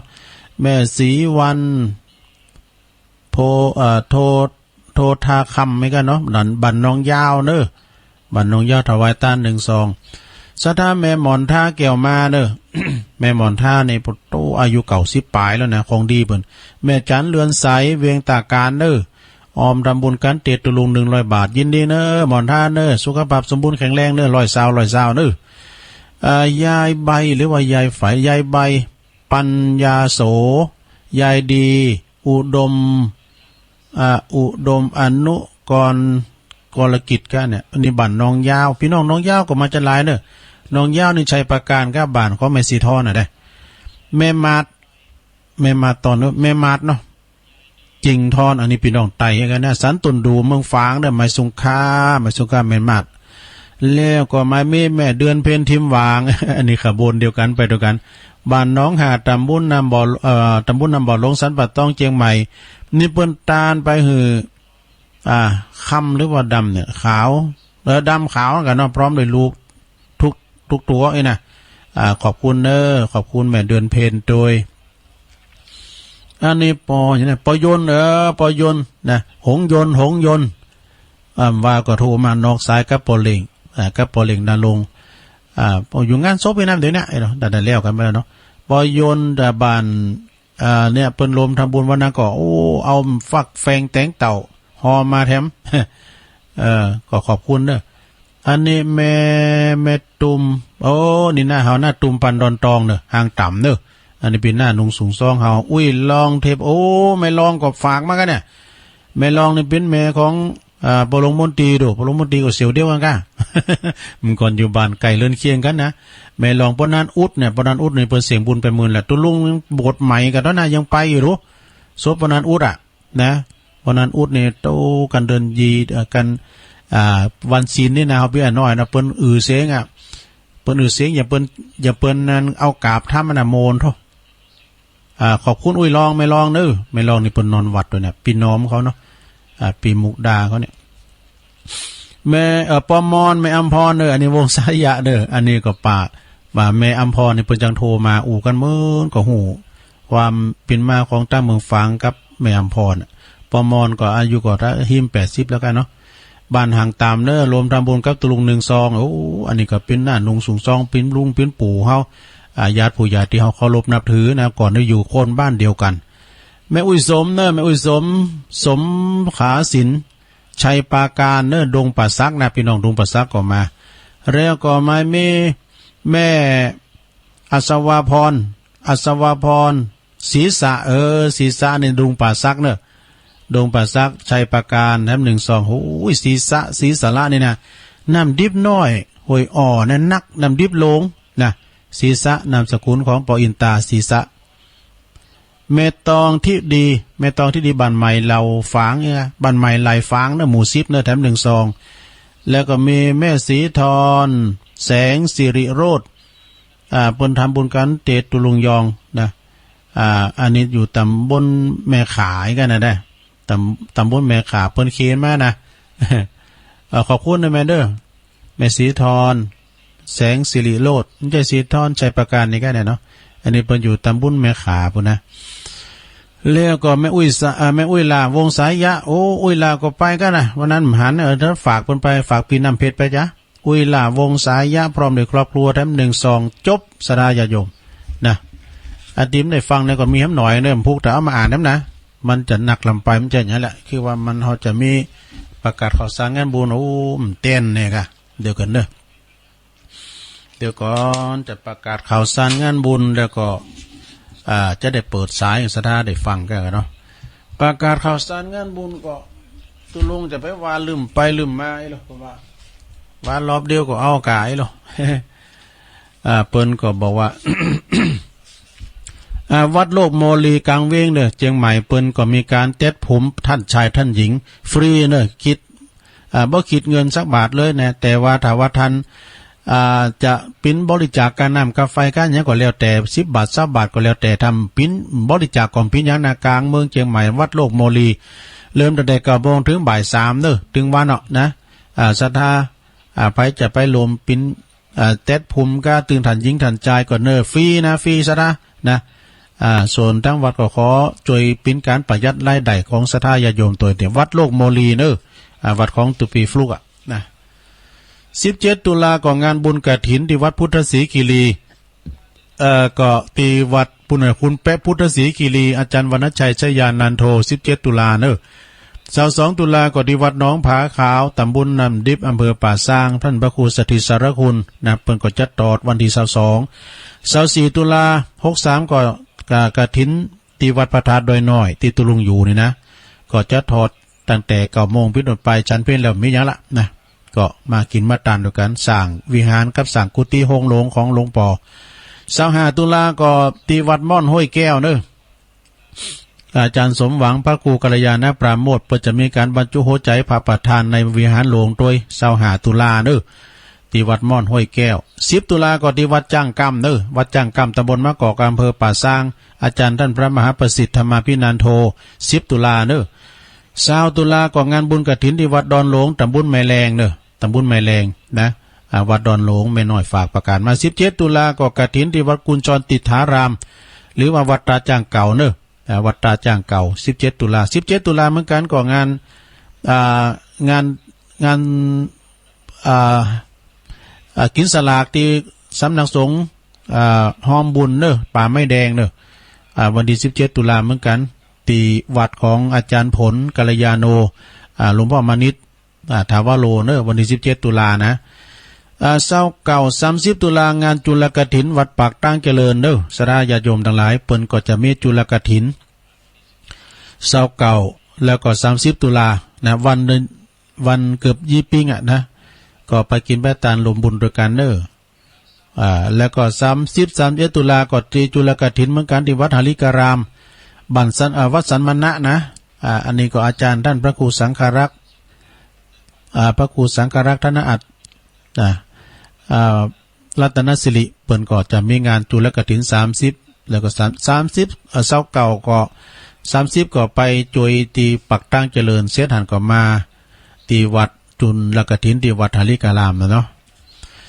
วันที่25นี่ธรรมสัญจรเนอะสถานเนอะระดับจังอำเภอนะธรรมสัญจรก็จัดขึ้นที่วัดหนองเหงตำบลสันติสุขเนอะพระครูวรธรรมานาถเจ้าอาวาสแล้วก็คณะสงฆ์ไปกันหันมดไปแจกของด้วยนะสถานของมีจัดหลายนะไปลุงทะเบนเนอะและเปิ้นก็จะได้แจกรางวัลโดย25กันยาเนอะไปฟังธรรมจากท่านพระครูปลัดท่านนงชัยยาพระโนวัดโบสถ์น้ำดิบเนอะแล้วก็10ตุลาก็เปิ้นมีกฐินโดยที่วัดหนองเหงเปิ้นสั่งต่อเติมศาลาโดยนะ10ตุลาที่วัดหนองเหงแล้วก็วันที่ขอเชิญโลมทำบุญวางศิลาฤกษ์แล้วก็พระธาตุเจดีย์แล้วก็งานบุญกฐินตอดกฐินสามัคคีโดยเปิดสมทบทุนในสั่งพระธาตุเจดีย์ที่วัดโพธิมงคลบ้านน้ำเพอพระ ในวันที่25เด้ออาทิตย์ที่25ตุลาเหมือนกันเด้อพระครูโพธิพัทรวุฒิฝากประกาศมาเด้อ25ตุลาก็ที่วัดโพธิมงคลน้ำเพอพระบ้านโฮงแล้วก็ตอนนั้นมาก็มีวันที่19ผู้บันเฮือนี่ก็เปิ้นก็จะไปรวมทำบุญกันในการด้านบาทด้านแหงไปช่วยกันขุนดินขุนทรายขุนหินขึ้นไปที่ลอยต่อที่เปิ้นจะสั่งพระธาตุเจดีย์อย่างตุลุงวามเจ้านะก็ไปรวมทำบุญกันเด้อเมตตาบารมีธรรมอาจารย์ท่านหลวงปอเจ้าคณะอำเภอเวียงป่าเป้าพระครูนิวิตศิลสังวรเนาะเปิ้นก็เป็นประธานในการสั่งด้วยแล้วก็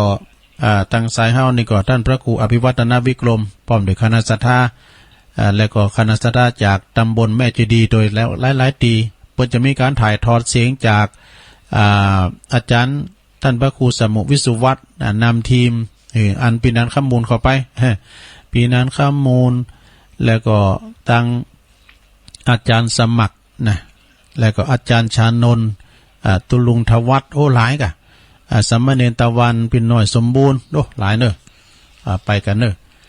แล้วก็ตอนนั้นมา9ตุลาก็งานบุญกฐินที่วัดดอนหลวงว่าไป17ตุลา17ตุลานี่คุณวัดกุญจรติถารามนี่ประธานนำกฐินมาก็ผูกกองทองใบไฝนันตาเนอะตอนนั้นมาก็25ตุลานี่ก็งานบุญกฐินที่วัดดอยน้อยห้วยไซห้วยยาบบันทิบุญเด้อแล้วก็วันที่19กันยาเนี่ยพุกเนี่ยนะพุกวันฮือนะเพิ่นจะมีงานสลากเด้อ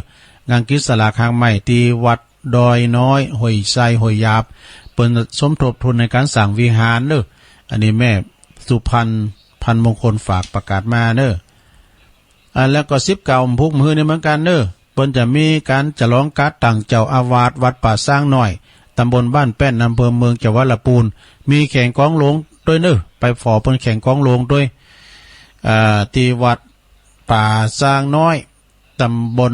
บ้านแป้นวันที่19เนอะจะร้องผัดหยดแต่จะร้องการ์ดต่างเจ้าอาวาสพระมีหยังก็เอาไปให้ไปหอมกันได้ไปมุติตาได้นะ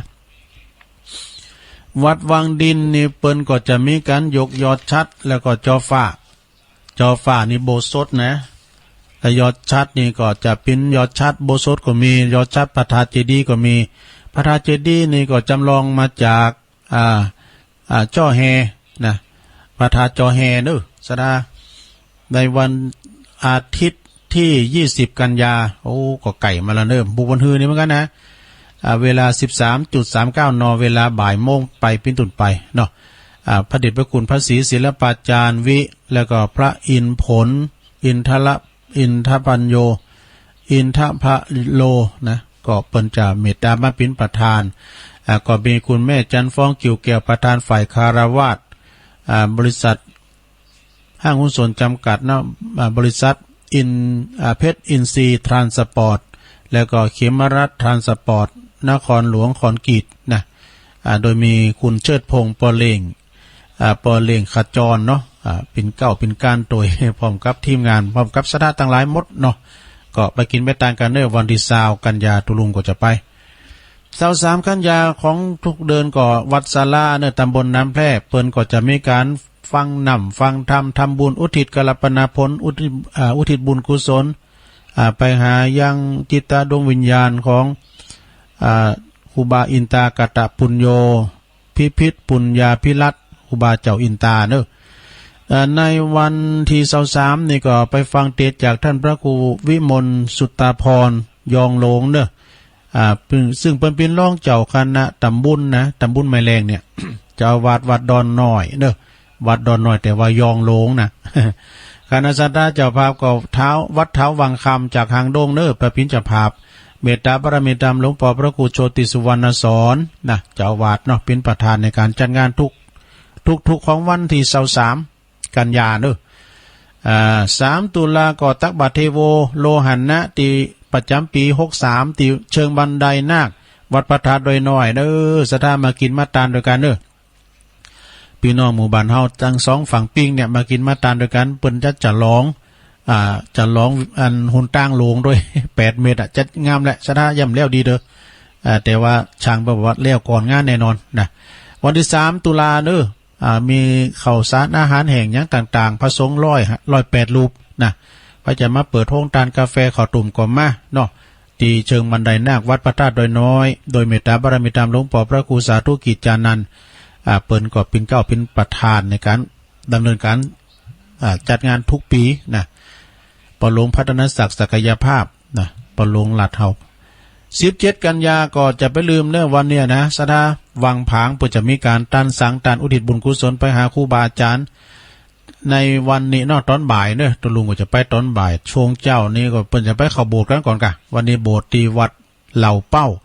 พระสงฆ์ทั้งนั้นถึง2เขตจะไปที่วัดเหล่าเป้าอันนั้นก็เพิ่นเนอะตอนบ่ายเนอะสดาเนอะจะไปที่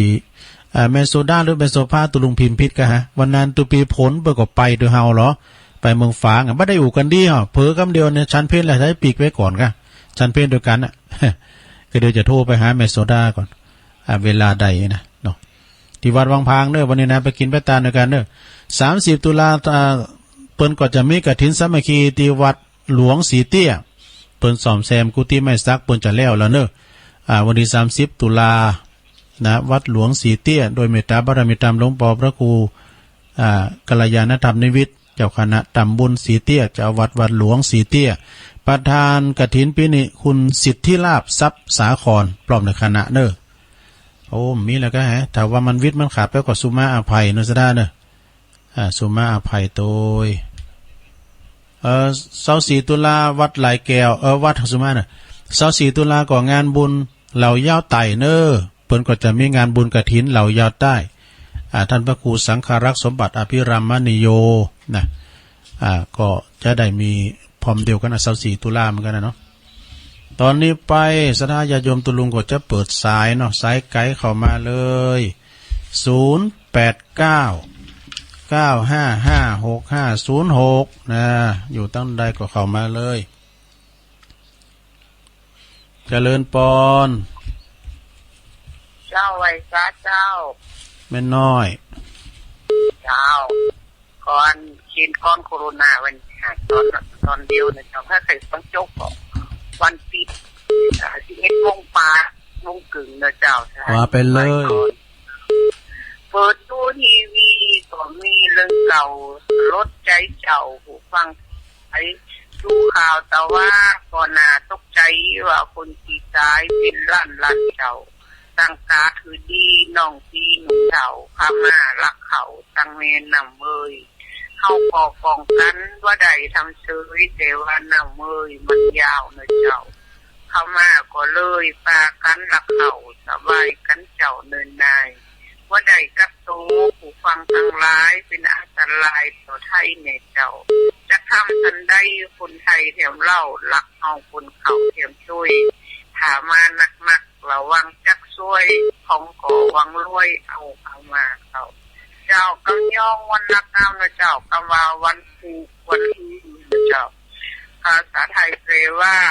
พรุ่งนี้มะรืนนี้เจ้าไว้สาเจ้าขอบคุณก่อนระมัดระวังกาดจะไปตกเนอะอย่าไม่น้อยวานะเนาะอันตรายนะจะไปลืมไปคุณชุมก็ใส่แมทไปเจริญปอนเราไว้สาครับผมไอเบลได้ปี 2แล้วครับอันนี้ฟังเองตู้ลุงก็ม่วนตู้ลุงก็เองแบบเก่าเนาะอมตะนิรันดร์การแถมแรงเบื่อเกินก็เตี้ยทำตู้อุ้ยหลวงพ่อบุญปันเก็บมาจะดีอ่ะมันโนอุบอ่านน้ำลายไปมันต่ำเต้นจุบครับวันนี้จะไปจากเลยเตรียมตัวจะไปจากขอบคุณเนอน้องเบี้ยวสาธุเจริญปอนสายต่อไปติดแล้วนมัสการเจ้าโอ้แม่ครูลาวันมาแล้วนะคุยคำวันนี้อัน12เดินดับเนาะน่ะเดินดับวะเนี่ยแม่วันนี้วัดมุกิโลปัจจตานสังทำบุญโอ้ดีกะจ้ะโอ้แล้วระยะนี้ก็เกษียณอายุราชการวันพุธก็ไปโรงงานเกษียณผู้ในตำบลมุกีอ๋อเตะกันเนาะเจ้าวันนี้ตันมึงจีหลงเนาะท่านเจ้าอนุโมทนาบุญด้วยแม่เนอเจ้าสาธุโอ้ขอเป็นกำลังใจประครูโดยประครูทวีแม่ครูลาวันเปิ้นอยู่มึงจีหลงเจริญปอนเดี๋ยวเจริญปอนติดแล้วฮัลโหลโอ้บ่น้อยบุญปั่นมาแล้วครับผมฟังหาสุลงอยู่เด้อเป็นกำลังใจตลอดเลยคือแล้วก็ฟังแล้วก็โมนได้แล้ว2ตุนน่ะได้ครับผมขนาดก็โมนได้ท่านพระครูสถิตพระครูกัลยาครับวันนี้พระสุลงอยู่แค่น้อยได้ฟังเพลงด้วยเนาะร้องให้มันได้มันให้มันพัดมันชุกประเจ้าถึงวันนะมันหลากหลายความรู้ดีเลยตุลุงอันแต่พองเด่นพองตุลุงมันเป็นมวยวัดพูดได้แต่ก็ว่าไปมันหลากหลายความรู้อ้ากะมันอันที่เขาบอกก็เลยรู้ที่เขารู้แล้วก็เลยมันจะเลยเขาเล่นแม็กกับหน่วยแล้วก็โอ้แต่กะแล้วก็แรงบึ้ดก็มาอยู่พวกเจ้าก็มาอยู่เนอะขอบคุณปนอยสาธุปนอยบุญปันก็แต่เอายามาต้านด้วยนะวันนั้นก็มียามาต้านหลายๆอย่างไข่ตุ่มได้ไหมเจริญปอนไหว้สาเจ้าแม่โอนนะเจ้าโอ้แม่โอนนี่หายไปเนอะขึ้นแล้วก็ไม่ได้ยินเนาะ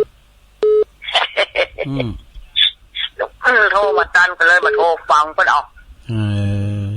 ดีฟังเตื้อฟังจังหวะนะมาขาดจังหวะแล้วแต่มาโทรมาตันกันเลยโทรมาโทรโทรมาพร้อมกันแต่เดี๋ยวหัวฟังอยู่เนี่ยตอนนี้ไปหลานจะได้โอ้เนี่ยกันวันนี้กับไปทางใดวะเนี่ยวันนี้บอกไปทางใดเตื้อไปวัดแต่วันนี้วันศีลเอาวันไปวัดกันเนาะเจ้าขอบคุณหลวงโอนหนักๆเด้อ เจ้าไหว้สาเจ้า สาธุหลวงโอนกิติลังกาเจริญปอน ไหว้สาเจ้า อันนี้แม่จันทิพย์นี่กระซิบบอกเกตกาลาม โอ้ก็จะมูลลอยต่อจากจะห้องก็จะจังใดฮะจังใดอ่ะอธิษฐานจิตเอากะมันอธิษฐานจิตกะแม่จันทิพย์เกตกาลามฟังเจ้าแล้วบ่เจ้าฟังแต่เจ้าจะเปิดเพลงเลยเจ้าเพลงเก่าก็มวนทุกฟังแล้วเจ้าขอบคุณแม่นักๆเด้อเจ้าเป็นกำลังใจสู้นะเจ้าไว้สาเจ้าอันนี้ก็เน้นเนี้ยวเต้นเด้อฟังกันตลอดนะแม่จันทิพย์เนี่ยเจริญปอนนมัสการเจ้าแม่สุภลักษณ์มาแล้วอันนี้เสียนพระเจ้าแดงเจ้าฟังอยู่นะเจ้าสะเกนดีจะลงตื่นจะมือตีสองแล้วโอ้ตื่นเจ้าเฮ็ดเต้นเนาะเจ้าฟังเองฟังเพลงไหวพระฟังเพลงบาเก่าก็โมนดีเนาะเจ้าโมนเพลงลำวงก่อนก็โมนนะเพลงสมัยเมื่อก่อนแต่ลำวงก่อนนี่บนลำวงพัดมุนหรอกเดี๋ยวนี้บทวันนี้นายกเหมาเดิมหันนั่งลำอ่ะสันพระเจ้าแดงอัมพรเขาก็แต่ฟังอยู่เนาะอัมพรเขาไอเวียงยองเขาเนี่ยเป็นโทมเป็นตัวโทมกันน่ะแกพี่ยังฟังก็ได้น้ำแรงบึ้ดใส่โทก็โทมแรงบึ้ดมันสายหางของขอบคุณแม่เนอสุภลักษณ์เนอฟังลูกตนลูกองเจ้ามันฟังแล้วมันสบายใจเนาะอยู่ก็ทำอ่ะวันนั้นน่ะเปิ้นโทรมาหาพระอาจารย์เอาหลักไอ้แม่คนนั้นน่ะให้เลยพอมันติดเปิ้นดีใจว่ะเปิ้นโอ้ยดีอกดีใจจุดว่าให้อึกอึกนี่มันเกลียนอันนั้นนี่ได้อันอึกนี่มันเกลียนตำเนี่ยตำเต้าอึกวันนั้นก็เหมาะกับโตตำเต้านะเหมาะเอาเด้อขอบคุณได้แม่สุภลักษณ์เด้อวันนี้เราจะลงมันกินของพื้นเมืองนี่มันถูกใจเนาะบ่โดก็อ้างกะอย่างกํบักเก่าอันนี้ไหนมันแน่นใจทุลุงเสียงสีเสียงข้าวสีทุ่งป้ายของพื้นเมืองเสียงสีทุ่งป้ายมันทุ่งบ่ใหญ่หมดซ้ำห้างต้องบ่นี่เนาะห้างต้องบ่นี่กำลังใจนะจ๊ะยินดีเด้อห้างต้องบ่นี่เสียงสีทุ่งป้ายผมว่ากินเนี่ยก็เจริญพรจำได้จ้ะแม่พิมพ์จ้าแม่พิมพ์มาแล้วปาเดชในเมืองเนาะจ้าฟังอยู่ในเจ้าฟังได้เจ้าเลยเจ้าโอ้ขอบคุณหลายๆวันนี้ก็เป็นได้ไปวัดอยู่กะไปเจ้าวันนี้เตรียมแต่กะเนาะโอ้ยินดีเด้อแม่พิมพ์เด้อเจ้าไว้เจ้าแม่พิมพ์ป่าแดดในเมืองอ้าวพ่อบุญตันมาแล้วไปสาธุลุงโอ้ก็เรื่องบุญตันเนาะรับบนอนนั่นตู้ถึงกดใส่เจ้าตื่นเจ้าแล้วกะมันบัดติดง่ายๆจะดีสามยอดฟังชัดเจนดีเนาะ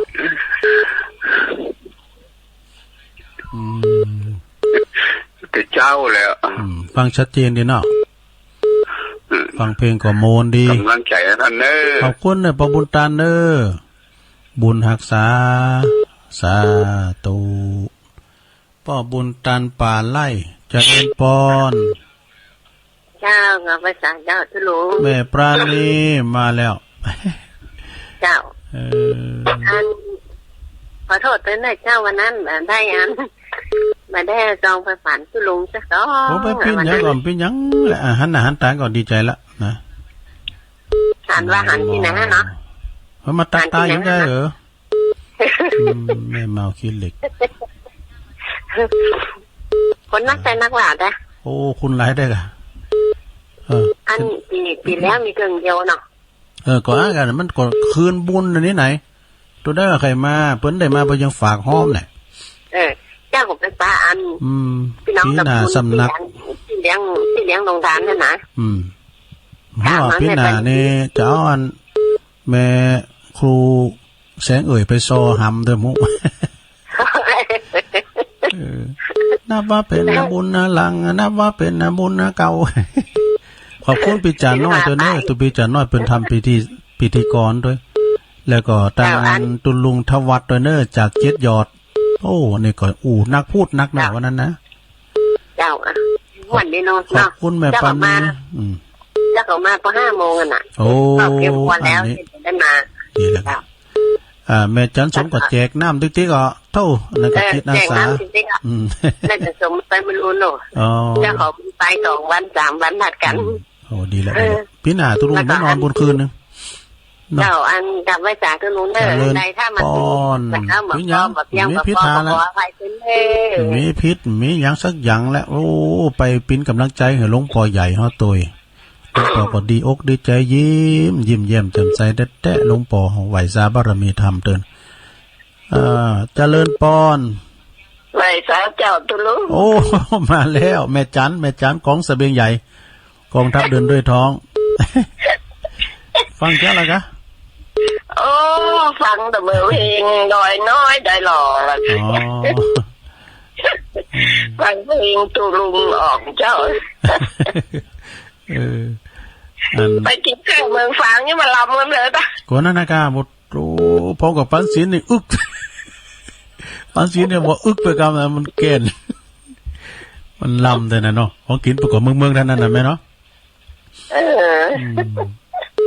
ประทับใจนะไปวันนั้นนะโอ้เตกะก็อันนี้ก็เปิ้นได้ไปก็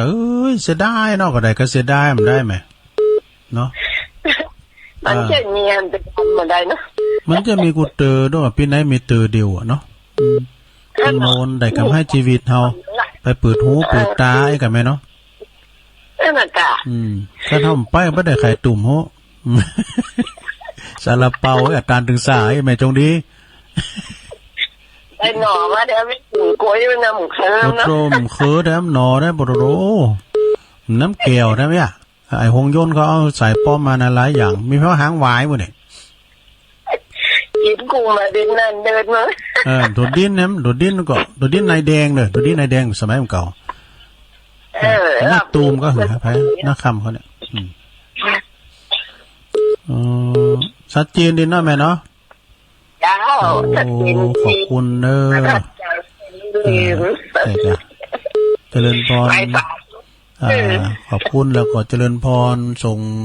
กันน้ำใจไปต่างลุมหมอนท่าโดยเจริญพรจะไปแชร์เจ้าแม่หลงสายโฟนมาแล้วคุณลุงเตียนพุ่นในบุญเรียนมาที่เจ้าหูคืออะไรคุณลุงยังที่รอยต่อเลยฮะรอยต่อก็อันตะเคียวเฮ้ยเพิ่นเดินไปบันไดยังอ่ะที่เจ้าหูเจ้าอัน19นี่มีกะเจ้าองค์น่าเจ้าหูเนี่ยใจแหละอัน19นี่กะเพิ่นจะมีท่านทุกอันทุกรอยเพิ่นติดมาทางนี้เพิ่นบอกว่าเรียนนั่นเนี่ย19นี่กะเพิ่นไปถ่ายทอดอยู่เนาะอาจารย์พระครูเพิ่นก็ประกาศแล้วใช่เพิ่นอ่านเพิ่นลงเฟซลงไลน์อันนี้ก็กันเดียวก็ฟังอาจารย์พระครูกำเด้อฟังอาจารย์พระครูอภิวัตรกำเนาะเพิ่นจะต่อเฮานี่ตุลุงก็การโฆษณาประชาสัมพันธ์บ่ได้มีถ่ายทอดฮะพายุพายุอ่ะแต่ก็ได้แต่อยู่ในที่18 19อย่างพายุจะมาหอมมั้ยขอบคุณแม่ลงเด้อแต่ก็เนาะแต่ก็ระวังวัน2วันนี่เบิ่งให้ระมัดระวังนะเรื่องฟ้าเรื่องฝนเนี่ยซะนะเนาะแต่ก็เนาะเจริญปอนเจ้าแกไว้เจ้าตุลุงแม่สุเตี้ยศิลธรติเตี้ยมาท้องละปุนเด้อติดตามตุลุงตั้งแต่เจ้าตั้งแต่เปิดเพลงนะเจ้าเพลงหมดเลยนะเจ้าเพลงมาเก่าเนาะเพลงเก่านี่มวนติดตามตลอดเด้อตุลุงติดตามตุลุงตลอดเด้อไว้จ้าเจ้าสาธุเจ้าเจ้ากลับไว้จ้าเจ้าสาธุอันนี้ตัวแทนของพี่น้องสลิติเนื้อศีลาพรแม่สุกแก้วนะแม่สีพันธุ์ดังบุญนำราชบ้านหงโลงฟังกันอยู่เจริญปอนมาที่กาเจ้ายายพรต้องบัวแดงสังกะแป้งเชียงใหม่มาแล้วเด็กหญิงพรไปเอาโมนไปเอาน้ำตุก เนี่ยก็ปูน้ำห้อนเนี่ย ตรงน้ำร้อน โป่งน้ำห้อน น้ำผู้ร้อนนะวะ แล้วก็อันไปหลายลอยปลายกันนี่ ว่าไปสองลำมืด ดูสิ่งสิ่งจะตั้งหลายเปิ้นเอา ตัวเลขนี้ หัวอยู่ไปอ่ะ ก็เป็นนักเรียนด้วยอันนี้ เปิ้นเอาลมเอาประตอบเปิ้นรู้แล้วไปแอวตัวอ่ะเอาไม่ไปจุ่มน้ำร้อนว่ะลงว่ะตัวลุงก็ไปกันน้ำตกแจ้ซ้อนเนี่ยก็น้ำโป่งน้ำห้อนแจ้ซ้อนเนี่ยเคยไปเอาไข่ตุ่มกับซุกได้นี่เสร็จกระแตงน่ะแล้วผู้ร้อนกับกระแตงอันคูณก็ไปจัดลายเนาะยายพรก็ไปก็โมนะเปิดหูเปิดตานะยายพรเด้อแล้ววันที่22นี่หลวงปู่ล่าสัญจรเหมือนกันโน้ได้หลวงปู่ล่านี่เปิดทำบุญมาเมื่อที่ด่าเป็นกาได้เกิดเป็นวันทำบุญครบรอบเนาะที่22เรียกลงทานวันนี้ก็วันศีลน่ะยายพรก็ต้องแฮมกินกันได้เหรอขอปู่เจ้าขอนึ่งสักน้อยเด้อขอโดยหิมกับแป้งยะไปวัดด้วยวะเนี่ยไม่ได้ไปยาวมันดีเลยนิดหน่อยเป็นยังอยู่วัดเนาะอยู่บ้านเนาะ